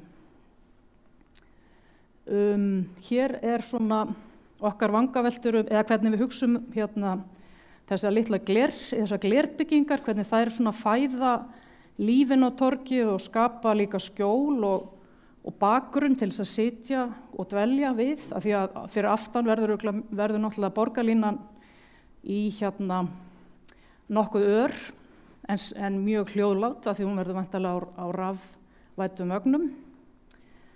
Og hér svo svona svipmynd af því hvernig við sjáum fyrir okkur að þetta líf geti, náttúrulega mathöllin fóðrar ákveðið inn á svæðið og það getur verið mismunandi starfsemi í húsunum. Blái reiturinn norðurpóllinn sem við svona giskum á að verði veitingastaður og það sé neitt ákveð á þessu stigi. Og svo eru þessi svið opnum, þar sem hægt að leika sér með þessar stálgrindur og innrétta eins og maður vill.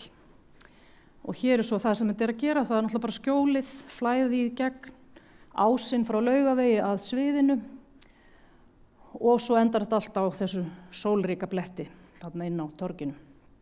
Hér smá svipmynd af því hvernig þetta gæti litið út.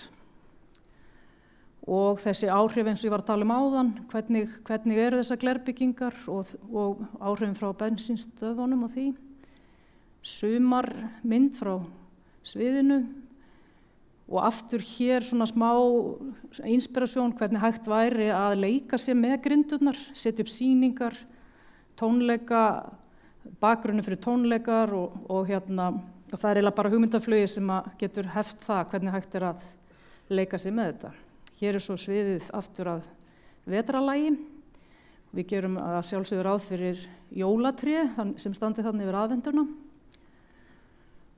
Aftur hérna líka, sjáið hvernig við hugsum þessar byggingar, hvernig það geta opnast að framan inn á móti torginu og leikurinn að því hvernig maður hengja eitthvað í þetta og leika sig með þetta svoleiðis. Hér svæðið eins og við þekkjum það, eins og þetta í dag. Þetta tillagan sem var samþykkt 2019 og svo þetta nýjasta tillagan og kannski helsta breytingin að við höfum slitið í sundur. Nú norðurpóllinn með glerbyggingu sér en ekki áfastur byggingunni hérna lengst til austurs. Já, svo ætla ég bara að fara svona hratt aðeins yfir hvað hérna verið að vinna með. Semst torgið sjálft, við höfum núna síðasta ár verið að vinna svona heildarmynd fyrir allt torgið og svo þetta útboð sem Dagur nefndi líka áðan, sem fyrsti Laugavegurinn að horninu á þessu hóteli sem að breytast í íbúðir. Og þetta við fengið nafnið Fíllinn, af því það minnir pínlítið á fíl, þetta form hérna sem afmarkar torgsvæði sem við höfum verið að útfæra.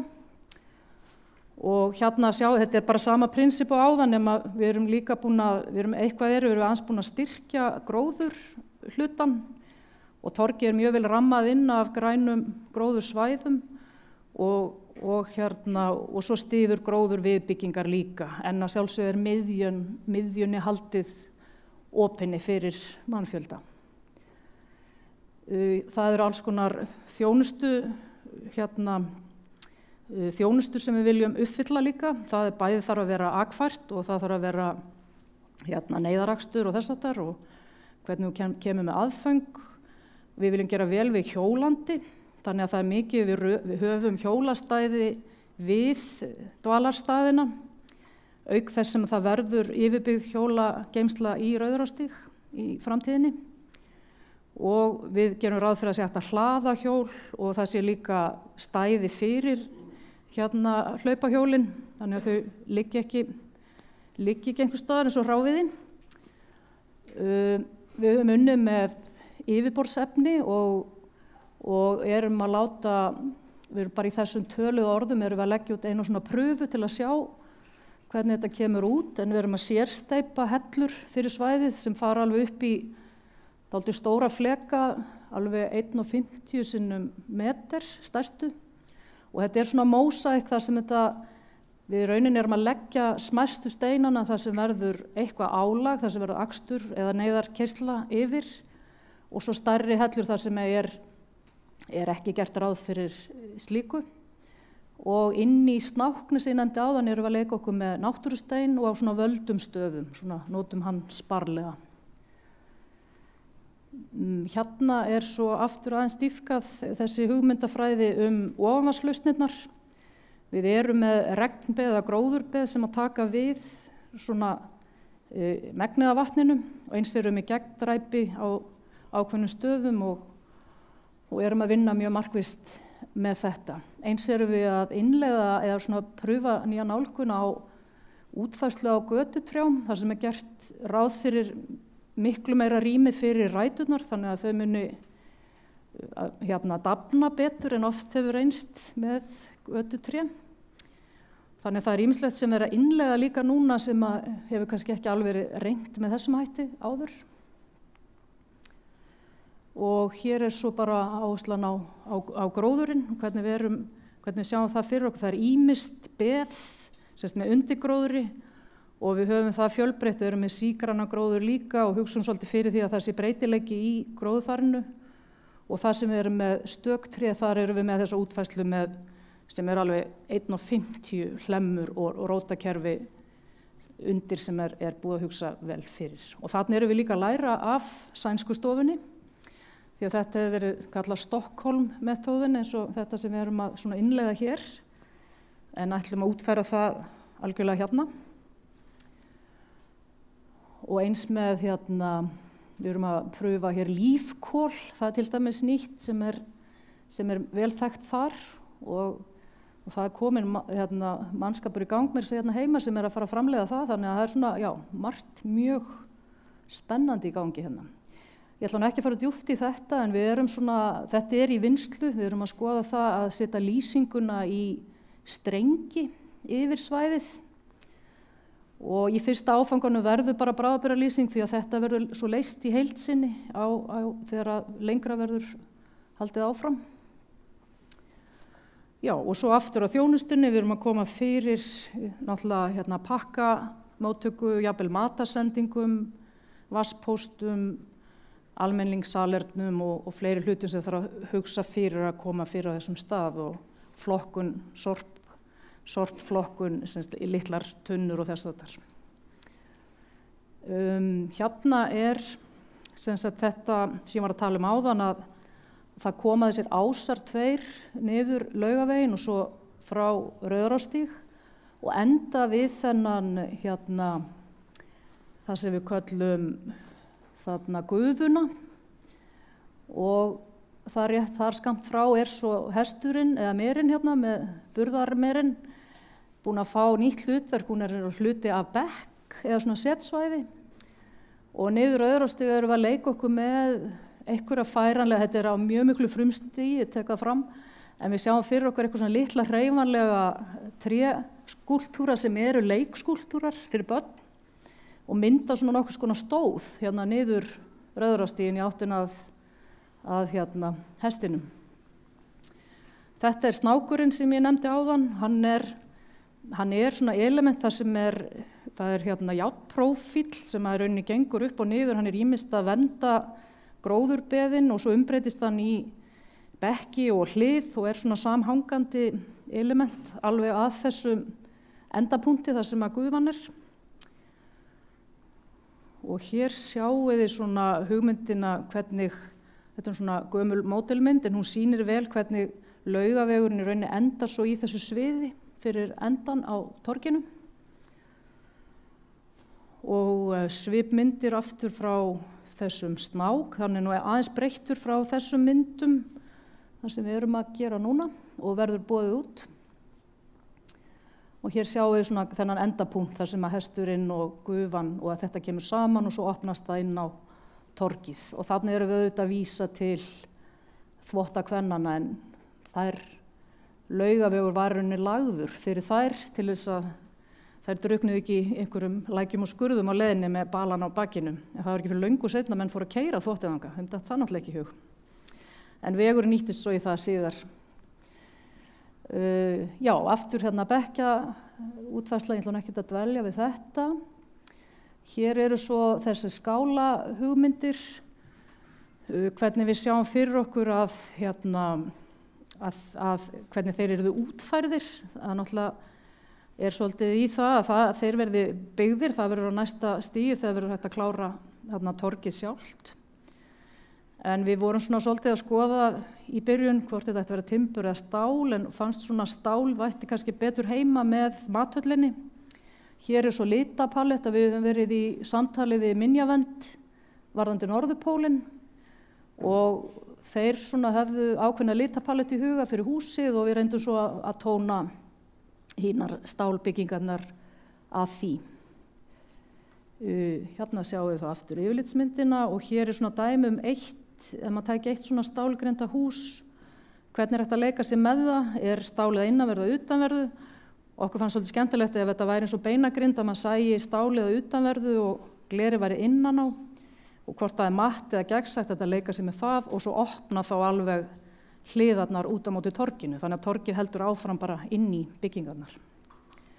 Og elementin sáum við fyrir okkur að það yrðu ekki neinir útveggir lokaðir, heldur yrðu allt innréttað þá inn í þessu. Klósett og þess að það yrðu einhvers konar element inn í stálinu. Ég held ég sé bara komin til enda á þessar yfirreið. Ég ætla að benda Ganni á að það er komin heimasíða inn á reykjavík.is/hlemmur. Þar er hægt að skoða, þessi útdráttur er úr hönnunarleiðbeiningum sem við skiluðum með deiliskipulagi og þar eru fleiri upplýsingar. Deiliskipulagið og hægt að lesa sig meira til ef fólk vill. En ég ætla að enda á, við gerðum sýningu á Hönnunarmars 2020, held ég frekar en 19, þetta rennur allt saman, allavega COVID því þetta var haldið í júní. Þar sem við gerðum svona lítið myndband þar sem voru að leika okkur með að sjá fyrir okkur og heyra hvernig hljóðvistin ætti eftir að breytast á þessu svæði.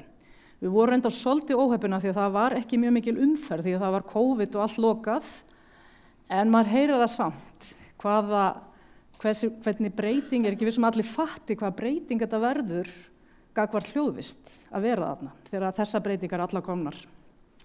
Og nú veit ég ekkert hvernig ég starta því. Já.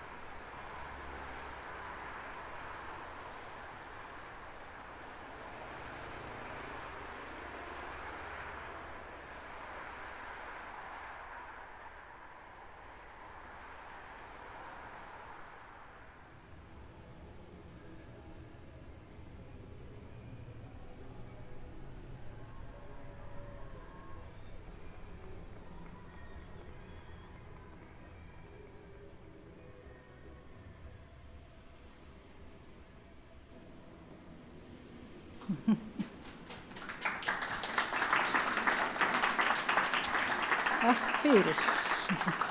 Kannski taka það fram að Hafdís Bjarnadóttir, hún vann hljóðið, systir mín, vann hljóðið með okkur. Takk. Og sýningin ennþá, það er dálítið gaman að því, ég alltaf býð til að það verði eyðilagt, en það ekki býða. Inn á Hlemmi inn í Hlemmi mathöll eru myndirnar sem við settum upp, en þetta var í svona lokuðu rými sem við settum vídeóið. Ég hlakka bara til að sjá þetta allt gerast. Takk fyrir mig. Takk, Dagný. Já, gaman að sjá breytingarnar verða svona veruleika í gegnum hljóðið. Takk fyrir. Og greinilega mörg að huga í svona hönnun, ekki átta maður svo þessu alltaf þegar maður í borgarrýminu. En ég held að við sem bara vel næstu inn í síðasta hluta fundarins sem fyrirspurnarhlutin og eins og ég sagði áðan þá var spurningar borist á netinu og það ennþá hægt að senda inn spurningar og ef fólk í salnum sem að senda inn spurningu og vill bara bera hann upp þá endilega getið þið gert það líka. Og ég ætla bara að fara yfir nokkra svona umferðarreglur sem við skulum reyna að halda. Þetta eru bara 3 einfaldar reglur og ég ætla bara að biðja ykkur þegar þið byrja upp spurningu að kynna ykkur með nafni og tala í mikrofóninn og hann að labba með mikrofóninn og kemur bara til ykkar þegar ég bendi og mér langar líka að biðja ykkur að kjarna mál ykkar svo sem flesta komist að með sína spurningu og kannski bara hugsa að taka 1 til 2 spurningar í einu og svo bara hægt að rétta upp hendi aftur þannig að við gefum rými fyrir fleiri til að komast að. Þannig að við bara sýnum hvort öðru til sem þannig. En ég ætla að reyna að nótera ef þið bara viljið gjöra svo vel og rétt upp hendi, það ekki? Og komið spurningu. Og það komið spurning gjör svo vel. Og þið með vingi í mig ef fleiri eru með. Það bara allir. Góða kvöldið, þakka fyrir ágætisfund. Birna Eggertsdóttir heiti ég, búin að búa í 101 fræði síðustu 54 árin. En mín spurning til Dags svo, mér líst ágætlega á þessa uppbyggingu í borginni, svo hvað það sem að ræður því að eigendur gamalla húsa fái leyfi til að flytja þau og jafnvel sumir að rífa þau og svo líka komið inn eitthvað plana því að nú bæði á þessari kynningu þá kemur mikið fram aukningu á grænum svæðum sem að mér líst ljómandi vel á. En ég labba mjög mikið miðbæinn og sérstaklega á sumrin og Óðinstorgið með fallegt. En þessi grænu svæði eru algjörlega niðurníðslu. Það bara háin jólar, rusl sem festist í þessu, gróðri og annað og sem að mér finnst ekki til prýði í borginni. Mér finnst sum svæðin bara slömm við þetta. Þannig að mér langar að vita hvort það sé búið að koma á einhverju skipulagi með að þeim verður við haldið. Ekki bara gera þetta fallegt á korti en til framtíðar. Og svo mér síðasta leikskólinn nýji fyrir aftan Austurbæjarbíó, eins og heitir Austurbær í dag. Að því nú erum við að tala kolefnasporin. Nú ekki verið að sameina 3 leikskóla í þennan eina sem aðrir íbúendur hefur getað labbað með börnin sinni en nú búum við á Íslandi og örugglega 2/3 sem ófært að það eigi ekki allir hjól að fara með börnin sín þessa langa vegalengdir heldur bara yfir götunni sem margir hafa getað gert. Takk fyrir annars ágætisfund. Þakka þér fyrir Birna. Það varandi eldri hús að þá það metið hverju sinni. Við erum með sum hús sem eru friðuð samkvæmt sérstakra ákvörðun, önnur hús eru friðuð vegna aldurs og það var breyting sem kom inn í lög fyrir nokkrum árum að þegar hús verða 100 ára og þá teljast þau aldursfriðuð, þá þarf alltaf að sækja breytingar. Mati getur byggt á því hvort að í einstaka tilvikum hefur það verið metið svo að þau séu ónýt.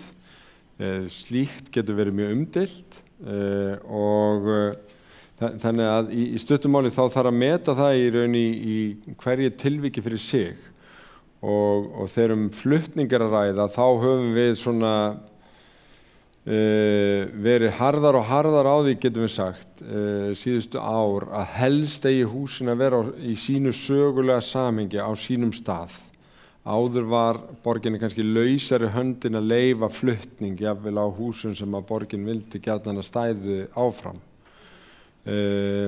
Við höfum og í svona samtali við minjayfirvöld kannski verið að opna á það síðustu ár að leyfa byggja eina hæð undir þannig að það séu lifandi jarðhæðir og hækka þau aðeins þannig að og það eru þannig fjölmörg dæmi það til dæmis meðfram Laugavegi og Hverfisgötu að hús sem áður mátti rífa eru núna endurgerð og endurbyggð en eru þá aðeins stærri meðal annars vegna jarðhæðina þannig að þetta er svona matskent. Varðandi gróðurinn að þá hann ýmist á vegum borgarinnar eða lóðahafa og einkaaðila á miðborgarsvæðinu. Mér hefur nú fundist á undanförnum árum betur ganga að ná utan þetta verkefni og svæði eins og Austurvöllur, Hljómskálagarður, Klambratún vera bara alveg frábær og raunar búið að aukast mjög mikið af blómum og einhvern veginn gróðri í borgarumhverfinu og garðyrkjudeildina alveg bara ótrúlegan heiður af því að í raun finna líka tegundir sem eru svona ekki nota harðærar eða standa af sér, já, sérstaklega vor og haust, skrautkálið og svo framvegis. Þannig að það er margt sem hefur gengið vel en það er áreiðanlega rétt hjá þér, það er einhver svæði þar sem við mættum gera betur eða lóðahafar mættu gera betur. Ég held að bara borgin sé betri með meiri gróðri en að hann sé þá hugsaður, svolítið hannaður og fjölbreyttur. Hvað sér, ósinn? Já, og nákvæmlega. Þannig að ég held að hjört okkar slá alveg hérna í takt í því. En varðandi leikskólan að þá merkilegt nokk verið að byggja leikskóla fyrir í raun börn sem eru á 3 minni leikskólum eiginlega mjög svipuðu svæði. Það er Lindagatan, það er Njálsgatan og síðan Barónstígurinn. Þannig að þetta er svona spölkort frá.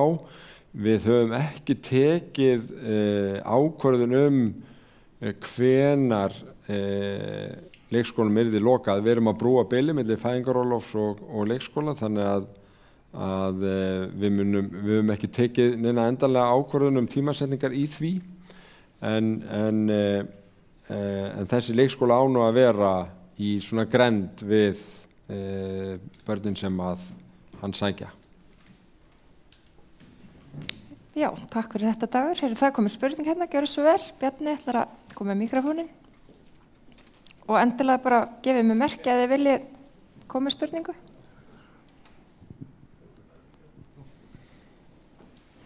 Já, halló, ég heiti Hannes. Ég ætla að fá örfáa mínútur fyrst ég búin að setja hérna í 2 tíma og hlusta á ykkur. Og ég verð að segja svo að mér er þetta aldrei misbúið.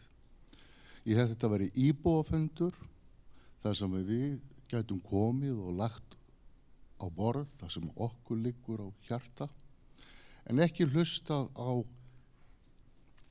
ykkur, tala sín ykkur á borgina eins og þið sjá hana fyrir okkur. Og ég er ekki að kvarta undan arkitekturum, kvörunum og Norðurlunum og proppunum. Það er allt gott og gilt en það hefði átt að vera sérstakur fundur þau mál þar sem menn vissu að þeir væru að tala þessi verkefni borgarinnar. Þetta heitir íbúafundur. Ég er íbúi miðborgarinnar, í sem kallar miðbæinn heitir núna miðborg, sem er dálítið víðara fyrirbæri. Ég er búinn að vera hérna í 40 ár í borginni. Ég er alinn upp í Hlíðunum þegar hún var að byggjast upp og ég fór á skautasvell og var á skautum, það sem núna er Kringlan. Þannig að ég er búinn að horfa á þessa uppbyggingu með eigin augum í mjög langa tíma, 40 ár, og er hluta fjölskyldu sem er búin að vera í miðbænum í meira en hálfa öld. Þannig að það má segja að ég sé svona viss sögulegt lifandi fyrirbæri miðbæjarbúa. En það er fleira sem ég vil segja.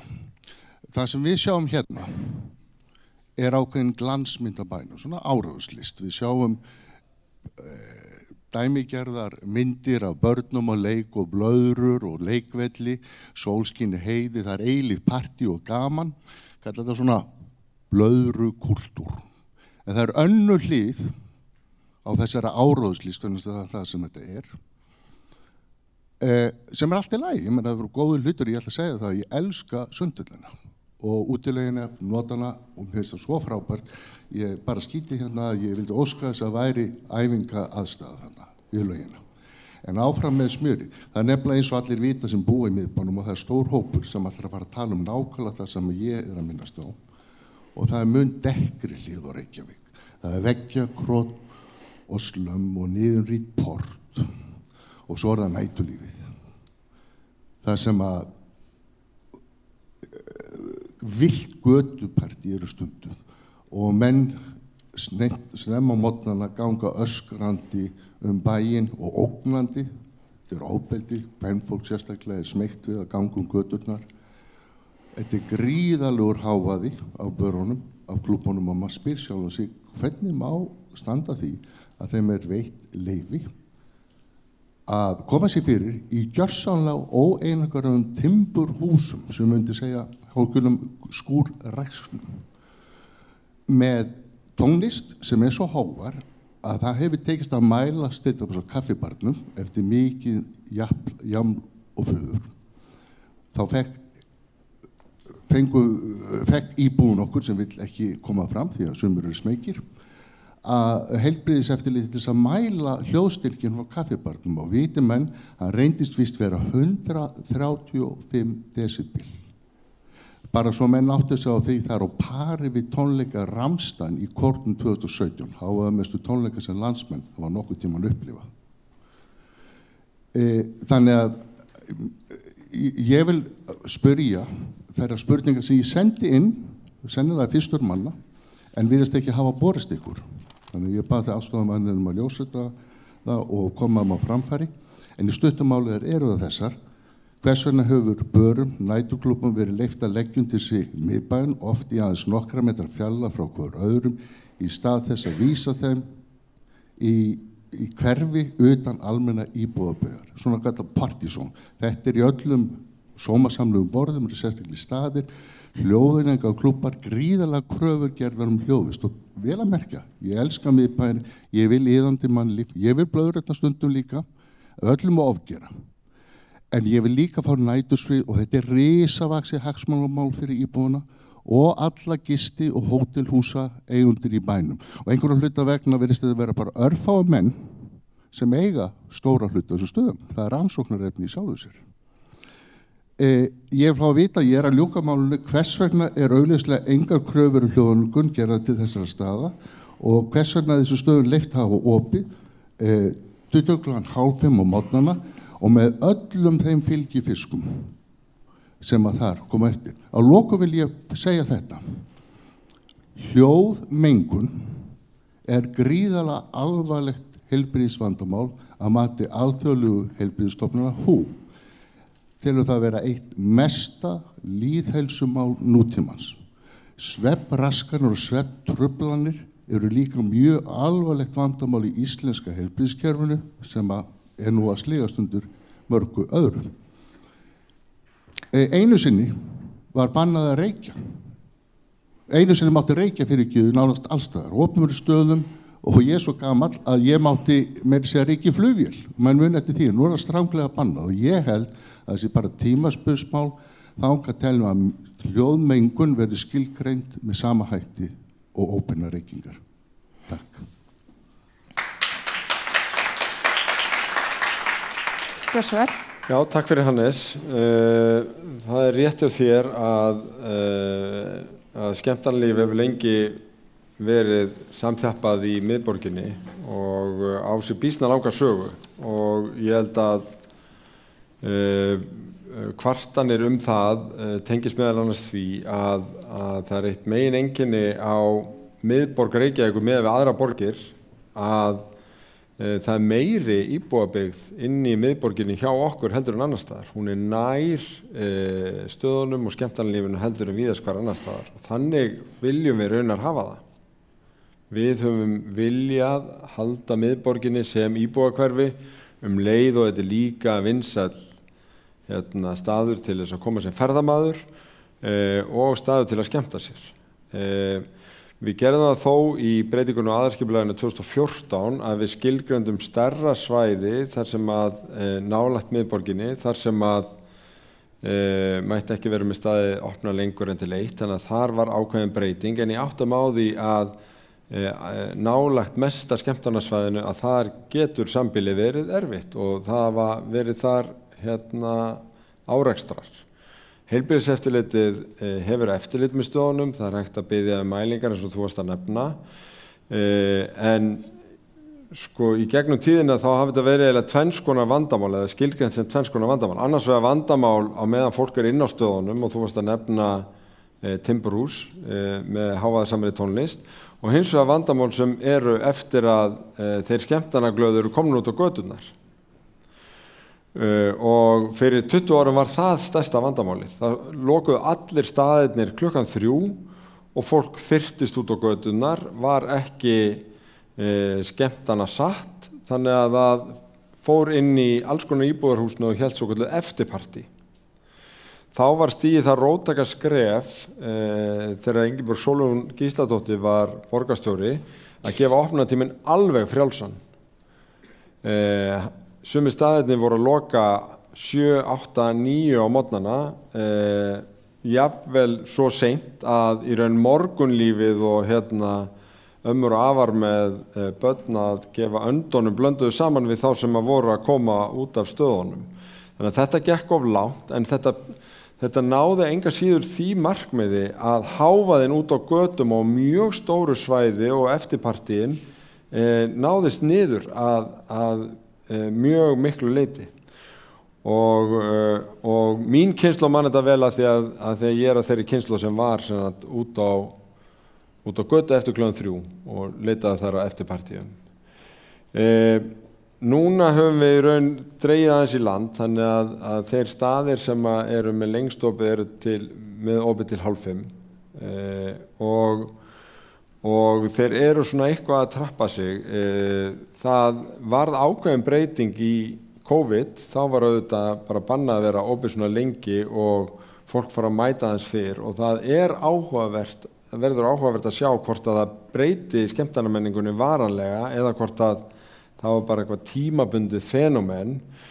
Ég get ekki og myndi aldrei gefa út yfirlýsingum að þessum stöðum sem að núna eru skemmtistæðir verði lokað með bara slíkri ákvörðun, en mér finnst áhugavert að velta fyrir sig hvort að svæði, til dæmis út á Granda, gæti verið tilraunasvæði, til dæmis með einhverjum svona næturklúba til að draga svona partíþyrstasta liðið, ef við getum tryggt lýsingu og öryggi og samstarfi lögreglunnar og svo framvegis.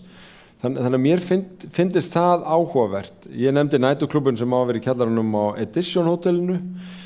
Hann er ekki mjög stór, ég farið að skoða hann, ég var smá í sjokki hvað mér fannst hann lítill, en það er kannski til að halda betur utan stemninguna, kannski gerði þið markaðskönnun, kannski er þetta ekki rosalega margir, við vitum það ekki alveg, en ég er ekki viss að einhver svona skref tekin í flýtir sem að ítiðs eftirpartíunum aftur inn í hverfin séu til góðs, í raun og veru, en eitthvað næturklúbbasvæði í tilraunaskyni í einhver ár, til dæmis út á Granda, finnst mér koma bara vel til greina.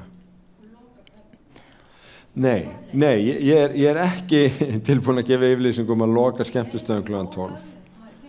Það eru tveir núna lista yfir. Er það ekki ólöglegt? Nei, það er ekki ólöglegt að vera með opið eftir 12. Er það ekki íbúabyggð með rosalega trónuslætti? Við skulum bara...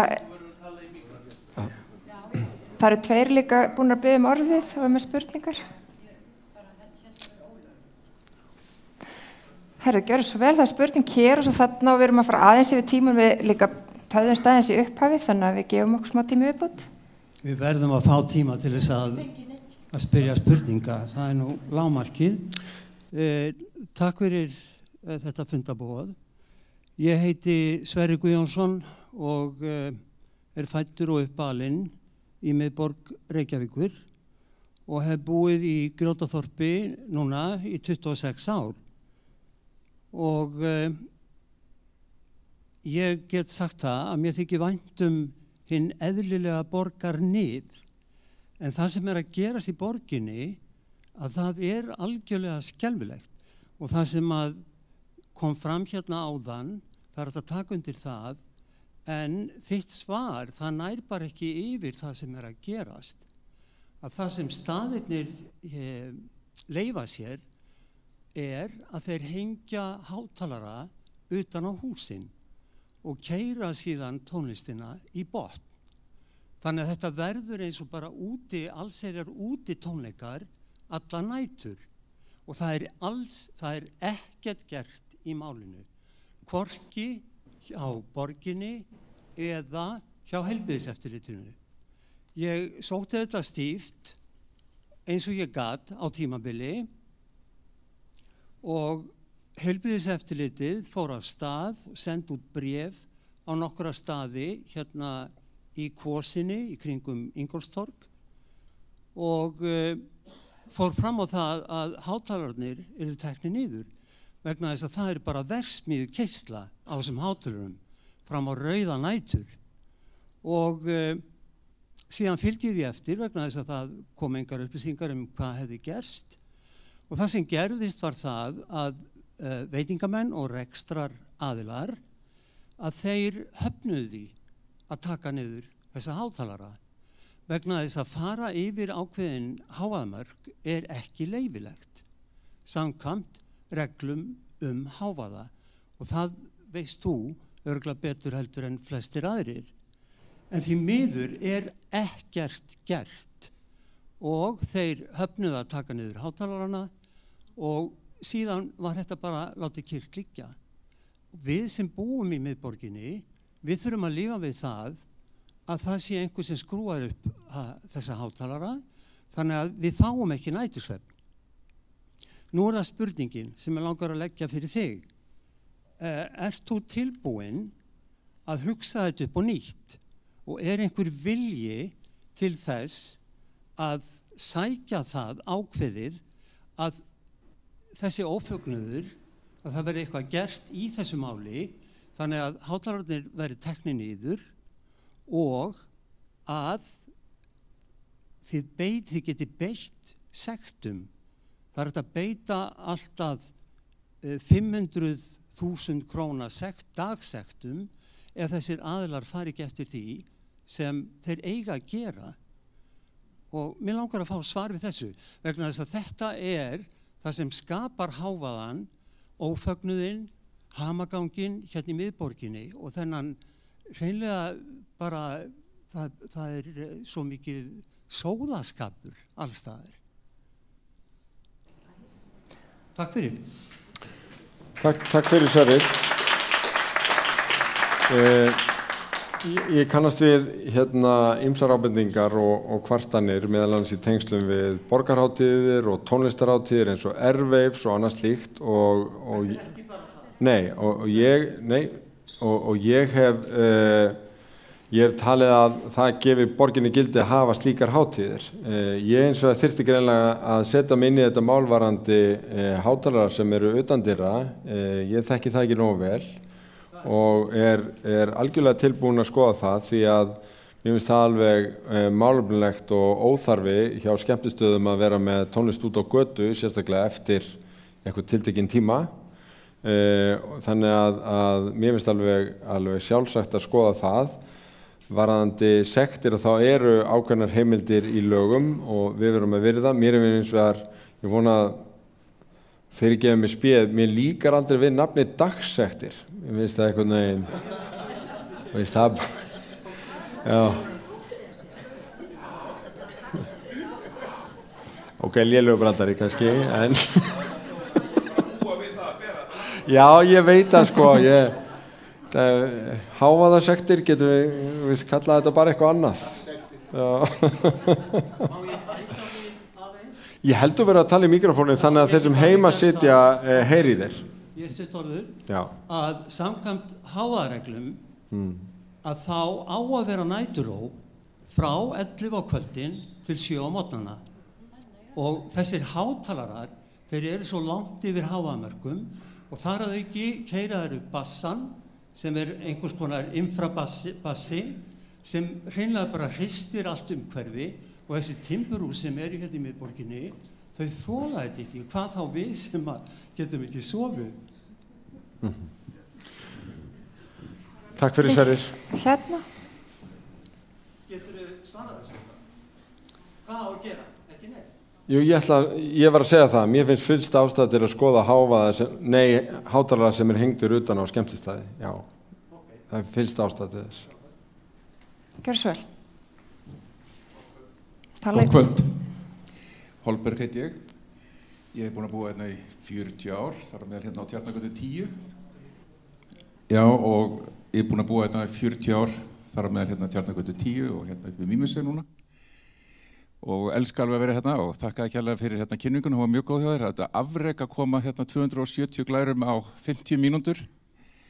En það var flott, en hérna hinn kynningin var allt of löng og var átt ekkert við og hefði betur hérna allavega styttri. Var gaman að sjá þetta en allt of langt. Ég er með 3 spurningar.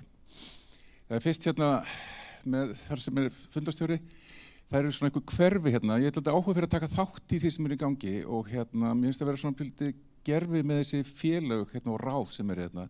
Maður getur ekkert fengið að taka þátt í því. Það er aldrei neinu fundir og þú veist, það er bara einhverju skipaðir og titlar einhverju formir einhverja félag og hérna, var ekki hægt að virka þetta eitthvað, þú veist. Vegna þess að svona fundur eins og í kvöld frábært frumkvæði hjá ykkur og bara mjög gott. Þannig að fyrsta spurningin þetta var ekki hægt að hafa aðeins svona eitthvað líf í þessu, þú veist. Ekki bara að kalla þetta eitthvað ráð og hérna, miðborgarráð og miðborgarnefnd og eitthvað slíkt og heldur raunverulega þannig að af og til væri eitthvað gert. Þannig að fyrsta spurningin. Næsta spurningin þessi 2 hérna torg sem þið voru að kynna. Hvað kostar þetta? Þú veist, þeir nú verið duglegir að fara langt fram á öllum kostnaðaráætlunum. Þetta einhverjir margir milljarðar sem þetta kostar? Veistu hvað þetta kostar? Mér þetta væntum að fá svarið því svona bara vegna þess að ég held að þetta sé verið að setja mjög mikið pening í eitthvað sem ég ekki alveg viss hvað er mikið svirðið fyrir okkur sem skattborgari í Reykjavík, þú veist, að fá. Og hérna, þriðja spurningin ég sem íbúi hér, mér finnst það alveg frábært þessi nýja bylting sem gerast með rafmagnsbíla og sjálfkeyrandi bíla og svona. Nú er það ekki rétt að það er stefna núverandi meirihluta að minnka bílastæði fyrir það sem búa hérna í miðbænum 50% á þessum 20 árum sem þetta skipulag gengur yfir.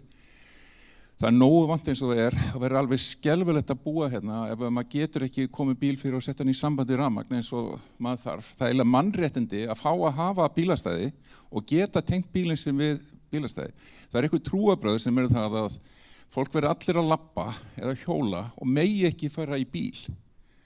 Og þau lítur verið umhugsunarefni fyrir ykkur þegar þið eru að horfa á strætó sem 1% af ferðum í Reykjavík og þurfti nú að fara að pækka þeim sem var nú þetta vont sko fyrir þá sem þurfa því að halda. En mér ekki vont ef að stefna hjá okkur svo að þessi nýja tækni sem að ganga yfir og mun verða miklu vistvænari sem rafmagnsbílar og sjálfkeyrandi bílar, þið greinilega gera ekkert ráð fyrir því.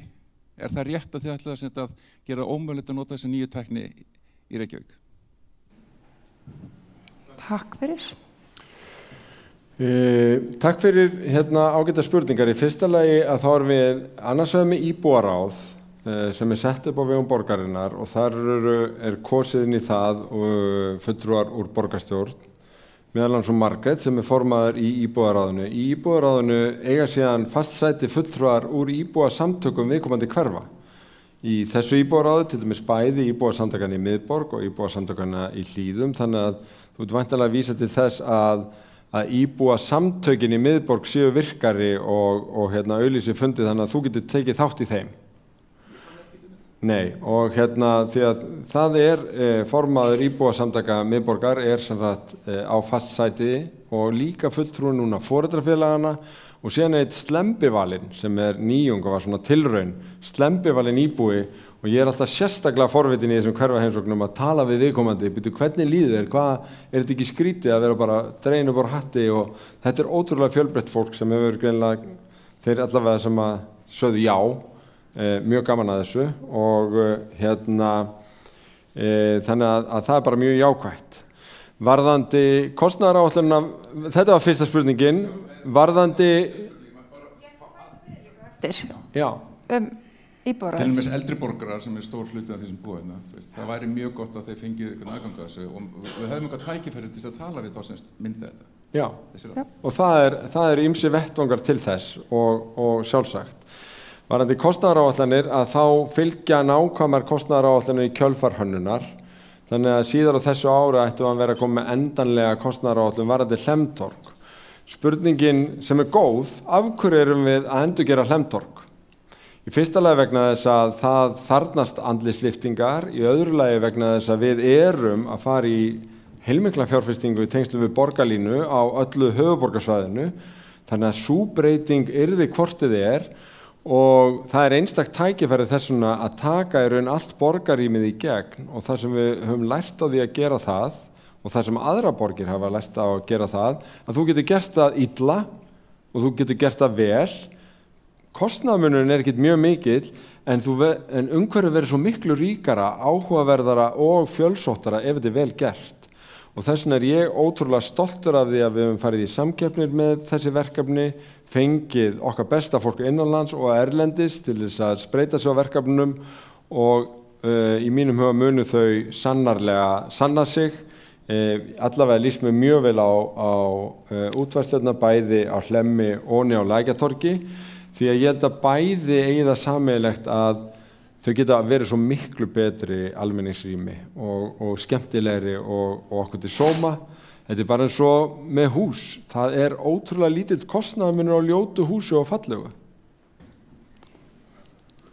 Þannig ég takki svona öfgadæmi. Varðandi hleðslustöðvarnar að þá erum við með býsna stórt verkefni á undanförnum árum með Orkuveitu Reykjavíkur þar sem við erum í fyrsta lagi að veita styrki til fjöleignahúsa sem vilja koma upp hleðslustöðvum.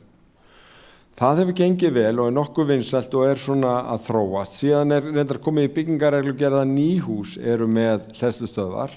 Hvað gerum við þá með eldri hverfi? Þar erum við að hugsa eftir tveimur brautum. Annars erum við beinlínis að auglýsa eftir ábendingum góða staði til að setja upp hleðslustöðvar þar sem eru stæði fyrir. Og í þriðja lagi þá erum við að kortleggja lóðir, oft stofnanalóðir, geta verið við skóla, geta verið aðrar stofnanalóðir þar sem við höfum þetta og þá getum við ímyndað okkur til dæmis að starfsfólk skóla noti þetta á daginn og íbúar á nærliggjandi svæðum á kvöldin. Og þannig erum við að reyna að bregðast við því að við verðum vör við það sérstaklega hérna í elsta hluta borgarinnar að þá fáum við ábendingar. Ég prófaði að vera með snúruna hangað út gluggan og það gekk nú ekki alveg vel að því að það er blindur maður sem býr í næstu götu og við getum ekki haft þetta svona til framtíðar. Við erum að reyna að bregðast við því með þessu og sjáum fyrir okkur að erum með heilmikil plönum að fjölga hleðslustæðum. Varðandi bílastæði almennt að þá höfum við verið að færa þau svolítið meira neðanjarðar hérna á þessu svæði. Það hafa verið að opna bílakjallarar og þá sjáum við tækifæri til þess að minnka þau á móti á yfirborði. Við Mýmisveg er ég ekki vissum að við séum að fara að fækka stæðum skiluru. En það sem að gerist til dæmis á nærsvæði þínu því að það eru mikið af starfsfólki Landspítalans sem er kannski að leggja í nærliggjandi götum nú að taka upp gjaldskyldu á öllu svæði Landspítalans til þess að hvetja fólk til þess að koma á annan hátt í vinnuna. Og kannski þurfum við að styðja við það með því að vera með gjaldskyldu í íbúagötunum og íbúakort. Þannig að íbúar geti lagt, hafi íbúakort, en starfsfólk sé ekki dreifast svona í einhver ókeypis stæði. Og þetta er í raun, þetta er kallað gjaldtaka, en þetta er í raun stýring. Við erum að reyna að stýra notkun á þessu í þágu íbúana. Það er svona okkar leiðarljós í þessu og þarna byggjum við líka á alþjóðlegri reynslu. Og ég veit að tilfinningin er stundum svo, þið hérna er ekki að gera neitt fyrir mig sem að hefur hugsað mér að keyra bílinn minn áfram. En við sjáum bara það að það eru 50% fólks sem er að nota bíl til og frá vinnu sem vill gjarnan nota almenningssamgöngur, ganga eða hjóla. Þannig að við erum að reyna að koma til móts við þann hóp. Þannig að þeir sem að áfram sjá fyrir sér að nota bílinn sinn hafi þá kannski meira pláss á götunum. Við höfum kannski verið of einsleit í áherslunum í svona 50 ár og við erum að reyna að leiðrétta það þannig að fólk hafi betri valkosti. Takk. Ég ætla aðeins að skjóta inn með íbúaráðið og svo eru 3 spurningar sem að fólk er búið að gefa til kynna að verði mjög stuttar og kjarnaðar í lokin. Það er spurning hvort að, já, einmitt, en ég ætla aðeins Ég á bara ekki að mæta á næsta fund fyrir einhvern 8 í fyrramálið, þannig ég er bara góður, sko. Já, en bara örstutt hérna að því að spyrja íbúðaráðið, þá langum við bara, við erum hérna 4 úr hérna íbúðaráðinu, Sigrún er fulltrúi íbúðasamtaka Miðborgar og þær eru hérna Hanna og Þórey sem eru fulltrúi foreldrafélaga annars vegar úr Miðborg og hins vegar úr Hlíðum. Og ég veit að Sigrún mun örugglega svara þér með fundi íbúðasamtakana eftir. Íbúðaráðið fundar 4. hvern þriðjudag í mánuði. Við erum að senda út dagskrá sem birtist á vef Reykjavíkurborgar þarna þriðjudag í mánuði. Það er hægt að senda okkur erindi í tölvupósti á ráðsfólkið eða á ráðið sjálft. Þú finnur það inn á reykjavík.is og við fögnum því mjög, fundirnir eru opnir. Við höfum náttúrulega verið bundin á COVID þannig að þeir hafa verið online eða á netinu í streymi og hægt að senda inn spurningar. En hugmyndin er að þeir séu opnir þannig að fólk geta alltaf mætt í hverju mánuði. Og við tökum mjög vel og fögnum því mjög að fólk vil koma hérna til okkar með erindi og taka þátt í samtalinu. Þannig að bara takk fyrir að spyrja. Hérna, heyrðu, þá var það einn spurning hér. Mjög stutt, ég held að spurning mín sem að ég var að spyrja hirðingu á grænusvæðunum, miskili, ég er ekki að tala Klambratún eða garðana stóru opnisvæðin, ég er að tala til dæmis eins og bara torgið á Óðinstorgi sem er mjög fallegt, en á götunni, Óðinsgötunni, er opaslega ljót beð á sumrin og líka á Klappastíg, á sumstar á Laugaveginum og annars þar sem er algjöru bara í rusli. Það eru þau beð sem ég er að tala hvort það væri búið að skipuleggja þá vinnu fyrir sumarið. Þannig að svo spurning misskildist hjá mér. Og annað líka, þannig að tala bílastæði, þá er það eitt hérna, af hverju var tekið bílastæðakort af íbúðundum sem voru með innkeyrslu fyrir einn bíl, að þegar ég var mjög hlynnt að það yrði gerð skjalskilt í hverfinu mínu, mjög hlynnt og við fengum íbúðakort og vorum með það í mörg ár, en eins og margir aðri þá eigum við 2 bíla, að það var tekið á okkur þetta eina íbúðakort sem að okkur var úthlutað. Af hverju var þessum lögum breytt á sínum tíma? Að þú fekkst ekki íbúðakort eða þú varst með stæði fyrir einn bíl, skilurðu, tókst af lóðinu þínu til þess að gera bílastæði. Og það var tekið á manni íbúðakorti. Af hverju var það gert? Takk fyrir. Beðin á Óðinsgötu eru hluti af blágrænum ofanslausnum. Þar er hugsunin að séu fjölær gróður sem að þarnis minni hirðu. Ég held að sé bara ekki búin að ná sér fullkomlega á strik. Og ég veit að því bíðar að þar voru einhverjir ökumenn sem náðu sér full mikið á strik þannig að þeir keyrðu á grindverkin og onni beðin. Þannig að 1 eða 2 þeirra bara eyðilögðust og bara voru mjög lengi að ná sér og vonandi ná sér á strik í sumar og að það verði ekki keyrt ofan í þau aftur. Varðandi þetta þá held ég að þetta tengist því að þeir sem eru með stæðin og lóð fá ekki bílastæða íbúðakort út af því. Og síðan var gerð svo breyting fyrir nokkrum árum eftir heilmikla stefnumótun að áður var hægt að vera með 2 kort per íbúð en núna er það 1 kort per íbúð. Ok, við höfum aldrei fengið 2 kort, en af hverju var þetta tekið af fólki? Við fáum ekki íbúðakort. Væntanlega þið eru með bílastæði inn á lóð. Já. Það var þetta eina kort sem við fengum áttum bara rétt á, tekið á. Já, það er væntanlega vegna stæðisins inn á lóð. Ég er bara að vísa í reglunar eftir minni. Já. Já, ég veit ekki, ég var bara að spyrja aftur með þetta koma sér. Bara smá viðbót og byrja að þakka arkitektum fyrir sitt framlag. Það eftir ekki verið gagnrýni á þá sem slíka og auðvitað er þetta glansmyndarsýning og að vera að selja eitthvað en þú skilur þetta íbúðafundur þar sem að við getum tjáð okkur. Það sem ég vil bæta við þetta, það er svo mörg að taka, veggjakróti, aðgengi íbúa, það er svo margt sem ég vildi. Ég er og ég held að, og við mörg á fremstu og næsta bekk, erum að tala um hávaðan og sérstaklega subwooferinn sem að ristir alveg í gegnum múrsteina og gler alveg langa leiður. Og þetta er engi vögguvísa, 130 slög, beats per second, bum, bum, bum, bum, bum, bum. Nei. Spurningin er þessi, mér líst í sjálf sér ágætlega að fá svona garð á næsta hluta skólaverðstíg sem ég kalla regnbóðstræti, ég kalla bara skólaverðstíg, ég býð þar. En ég hef rosalega áhyggjur af því hvernig þetta verður á sumrin þegar veður gott og fólk kannski kemur sér fyrir í garðinum og bekkjunum og svo bara að byrja að menna djamsa og djamma og djúsa. Einhver hluta vegna sem ég man ekki á ræsku, einhver öskurkúltúrkopni, við köllum þetta píkuskræki, það alltaf þessi eilífa hrópaköll, alveg rosalega skrækir og læti og hróp. En annars ætla ekki að hafa þetta lengra, ég mun tjá mig nánar málið á morgun í Fréttablaðinu og svo kemur framhaldsgrein í Netblaðinu og við getum vonandi átt í samræðum áfram í gegnum fjölmiðla. Takk. Takk.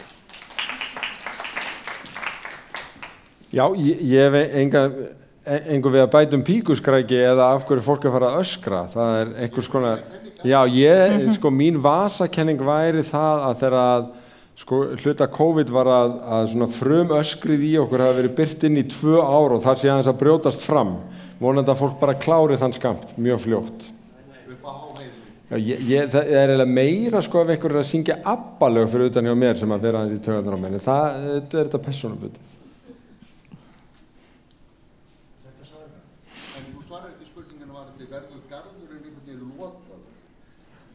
Neðst á Skólavörðustíg? Nei, ég sé alls ekki fyrir mér að sá garður eða sá hluti Skólavörðustígs verið lokaður. Já, þetta nefnilega nákvæmlega þessi valþröng sem varandi skemmtistaðina og opnatíma þeirra annars vegar og það að fólk út að skemmta sig hins vegar. Ef að skemmtistaðinir opnir lengi og að þá fólk innandyra. Ef við lokaðum snemma, þá það frekar utandyra. Og við verðum að finna í borginni einhvern balans í þessu. Spurning hérna, herramæðurinn hérna.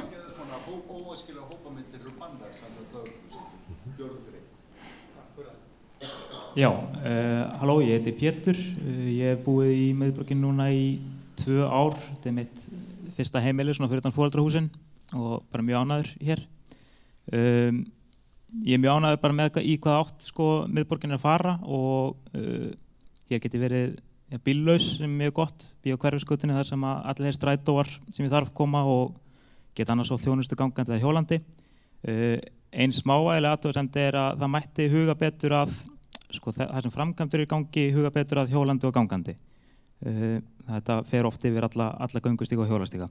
Annars ég með smá ráð fyrir þá nágranna mína sem hafa áhuga á hávaða. Það hægt að kæra til úrskurðarnefndar umhverfis- og auðlindamála niðurstöður heilbrigðiseftirlits synjun á mælingum eða öðru slíku. Ég vinn þar. En takk.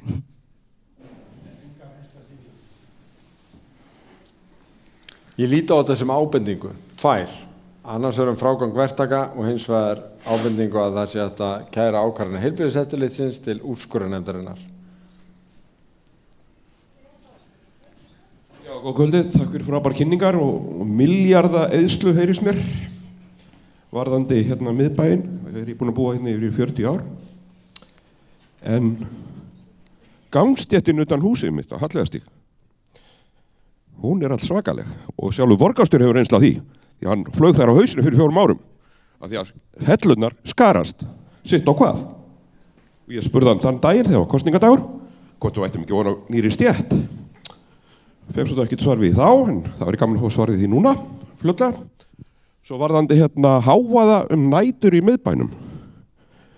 Hafandi starfandi sem dýravörður í mörg ár áratugum áður. Þá var stranglega bannað veitingamannunum að selja fólki áfengi og öl út fyrir dyrnar. Í dag fólk að bera þetta næstum því í kassavís eftir lokun. Þetta ítur undir partístand á öllum göttum og fyllir í. Ekki satt? Takk.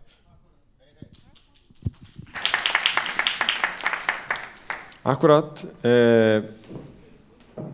Ég var orðið mjög stressað að þú verður að rifja upp einhverja sögum að ég hefði lofað einhver á kjördag. En mér fannst eiginlega svolítið fallegt að ég hefði ekki lofað neinu. Ég vil þó að væri kjördagur.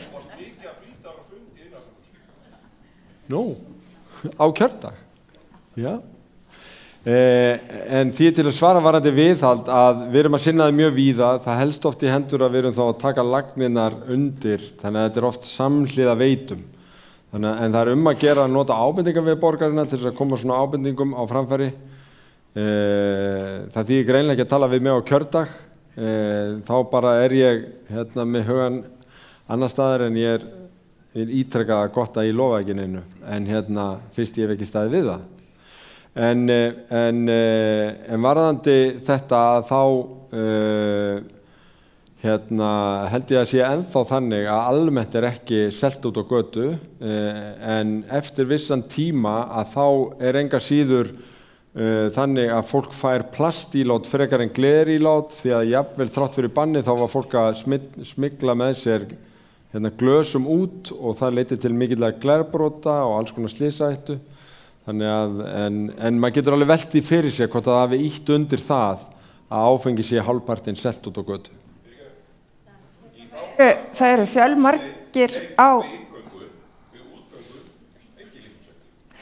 fjölmargir á mælendaskrárdagur, það er aldeilis bara umræður hrekkur í og ég var ekki alveg að meina ég ætla að vera til 8 í fyrramáli sko. Þannig að ég held bara að við verðum að fara að ljúka þess, en það eru nokkra spurningar. Ertu til í að taka, ef fólk kjarnar mál sitt, þá eru 5 stuttar spurningar. Þannig að já, það var þessi herrumar í bláskyrtunni, eða þú kannski bara kemur undan, og svo þú og Edda. Af því við verðum að fara að ljúka, því miður, klukkan orðin svo margt.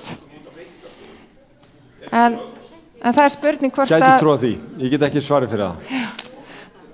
Þannig að ég ætla að biðja ykkur að kjarna mál ykkar, þannig að allir komið stað, ég veit við fórum aðeins, auðvitað mikilvægt að fá að koma spurningar, til þess eru þau komin, þannig að við skulum bara tala knappt. Ég skal vera stuttorður, Holberg heit ég. Ég verði aðeins að hugsa þessa kynningu og ég ætla aftur að þakka ykkur fyrir það. Það mætti vera bara með þér oftar vegna þess að það gott að tala við þá sem reka borgina fyrir okkur og gott að fá svona tækifæri aðeins að ræða málin og spyrja spurninga og svoleiðis og fá kynningar líka. Eldri borgari, nú ég orðinn eldri borgari og mér fannst og hef fundist aldrei í þessum kynningum það sleppt að tala okkur. Þá sem eru fatlaðir, þeir sem hafa aðgengisvandamál, mér finnst svona að það setja aldrei skauta fram hjá þessu og mér finnst að koma aldrei fram í mörgu því sem borgin gerir.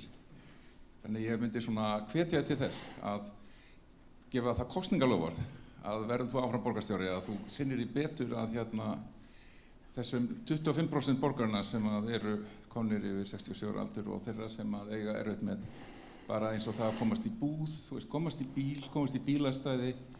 Það var gott að hafa markmið þeirra sem hafa ofurtrú á því að allir þurfa að labba eða hjóla eða skauta. En ég myndi gjarna vilja að það væri líka hugsað fyrir þeim hinum sem geta það ekki.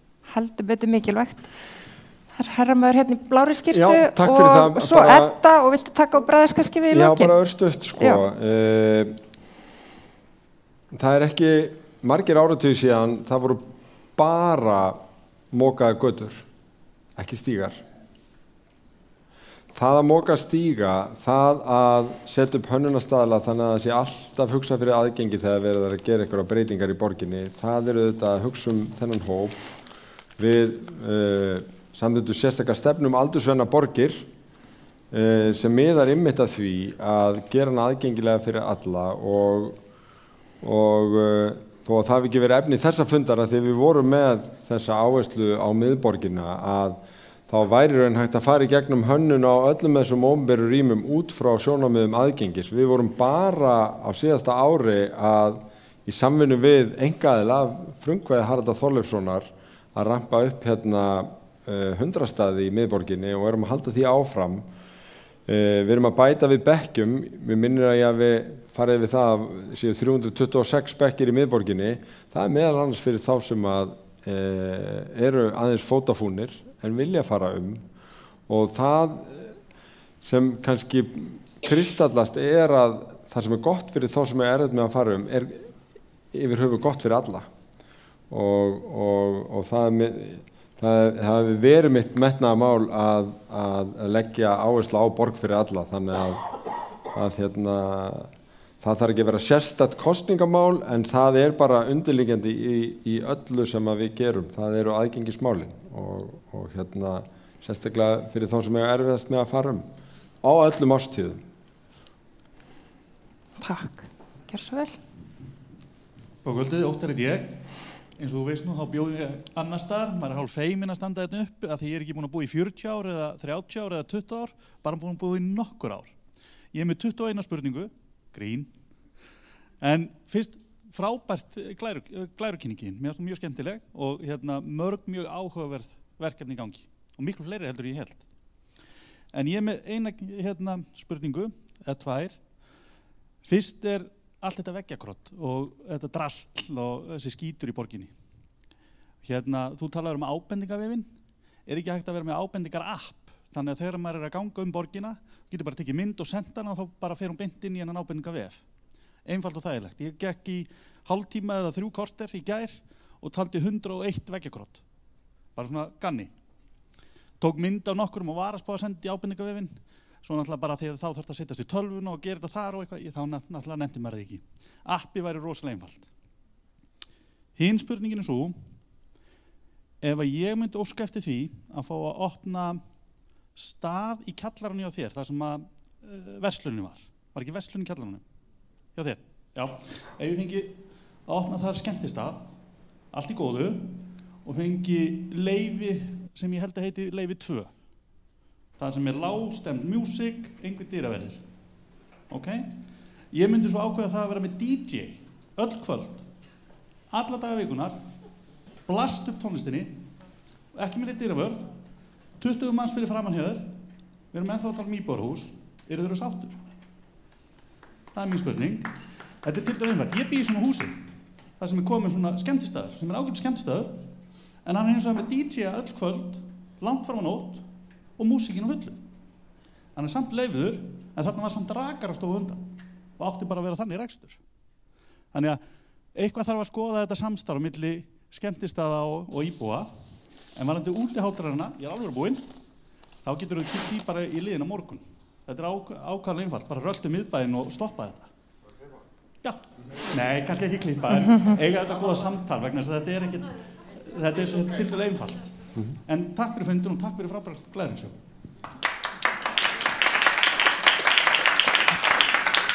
Takk fyrir fína ábending varandi appið. Ég fari nú rétt með að það hægt að senda myndir inn á ábendingavefinn, en það alveg rétt að mætti kannski vera auðveldur úr símanum og það verið að taka þessar aðkomuleiðir íbúa í gegn. Veggjakrótið viðvarandi verkefni því miður og borgir hafa farið mjög mismunandi leiðir í því. Sú leið sem virðist ná minnstum árangur að lýsa við stríði við veggjakrót. Það bara einhvern veginn eskalerast eins og mikil átök gera og við tíma náðum mjög góðu samtali við svona leiðandi aðila innan þessa svona vegglistar heims og vorum bæta við veggverkum. Svo eins og þessi komin annað önnur kynslóð, einhver hópur sem bara í raun að krota, bara merkja sér svæði bara og ég hef engar einfaldar lausnir nema bara það að við reynum að standa saman að mála yfir eins hratt og hægt varandi staðinn að þá hver leyfisflokkur með ákveðin mörk og það þarf að láta vita og láta heilbrigðiseftirliti vita ef að staðir fara út fyrir þau mörk. Ég að segja að það regluverkið. Það spurning hérna og nú eru 3 dömur eftir, Redda og í hvítúlpunni og í peysuna fremsta bekk og svo ljúkum við fundi, þannig ég beði ykkur að kjarna mál ykkar örstutt af því að tæknifólki vill fara að komast heim. Já, takk fyrir Edda heiti ég og takk fyrir svakalega skemmtilega kynningu sem bara miðborgin bara minn uppáhaldsstaður. Ég búin að búa á sennilega svona 20 stöðum í miðborginni og vel það vegna þess að miðborgarkliðurinn bara, það bara mín lífæð. En nú svo óöppin að flytja aðeins svo nálagt þarna hávaða seggjónu sem svo margir samankomnir og ég hætt að sofa, ég hvílist ekki vegna þess að Reykjavík eina borgin þar sem tólerans fyrir því að það séu skrílslæti nætur. Og ég get ekki skilið það og það að hringja í lögregluna alltaf á föstudagsnóttum, laugardagsnóttum og aðfarnótt sunnudags. Þetta er það bara í takmarkaðan tíma getur maður gert það vegna þess að lögreglan, hafið þið lesið dagbók lögreglunar?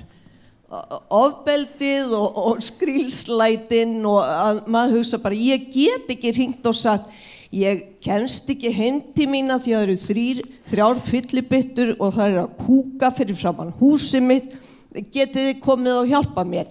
Þið vitið, þetta er bara svona takmörk fyrir því hvað maður ónáða lögregluna mikið.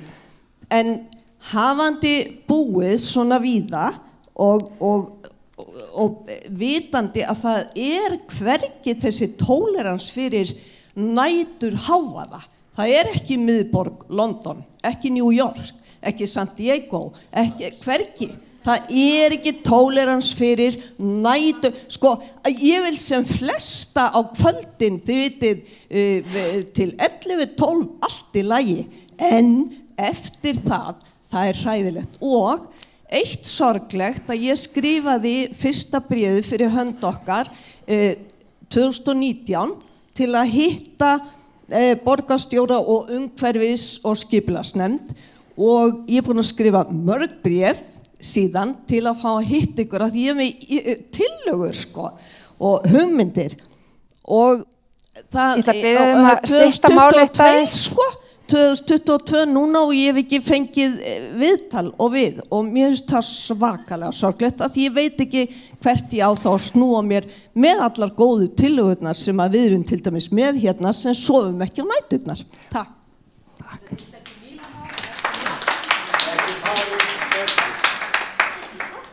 Já, eins og ég sagði hér í svarinu við honum Hannesi að þá held ég að sé eitt megin einkenni á Reykjavík að þetta nábýli ég meina, þetta nær, íbúabyggðin nær skemmtanalífinu í miðborginni heldur en annars staðar. Þetta er bara eftir að brota landslögu, punktur, brota landslögu og borgin ekki yfir landslögu hafi, þetta er brot á friðhelgi einkalífsins, stjórnarskrár og bara réttur. Það er bara allir niður í skóginum hérna sem á ekki að líðast, það ekki allir niður í skóginum, það bara svona. Við ætlum að taka eina spurningu hérna frá dömunni sem komið mikrofón, gjör svo vel. Og þetta loka spurningin í kvöld. Já, heyrðu, Ingibjörg heiti ég og ég búin að búa mjög nálægt hérna miðbænum í 55 ár rúmlega og sko, ég verð nú bara að láta ykkur vita því að ég starfaði á Landspítalanum og ég var nú örugglega yngri en því hérna sem að standi hérna uppi þegar ég labbaði gegnum miðbæinn hérna aldamótin eftir nætuvaktir og ég fekk áfall hvað var agalegt að sjá suppuskapinn og bara ógeðið í bænum og ég held að það hafi kannski ekki lagast en ég bara eiginlega þakkaði fyrir bara COVID að mörgu leyti að það var rólegra og þrifalegra kannski í miðbænum en það nú kannski ekki gaman að líka því við. En svo í sambandi við næturlíf, ég hef nú verið í Berlín og München og Hamburg og gengið þar og Edinborg sem sagt bara nætur líkum við og snemma á morgnana og ég man ekki eftir svona hávaða og bara óþrifnaði eins og í miðborgunum eins og hefur verið hér. Og svo heyrði ég að sko næturlífið eða næturklúbbarnir væru í iðnaðarhverfunum sem kannski svolítið sniðugt. En mér líst alveg rosalega að var hún svolítið svona...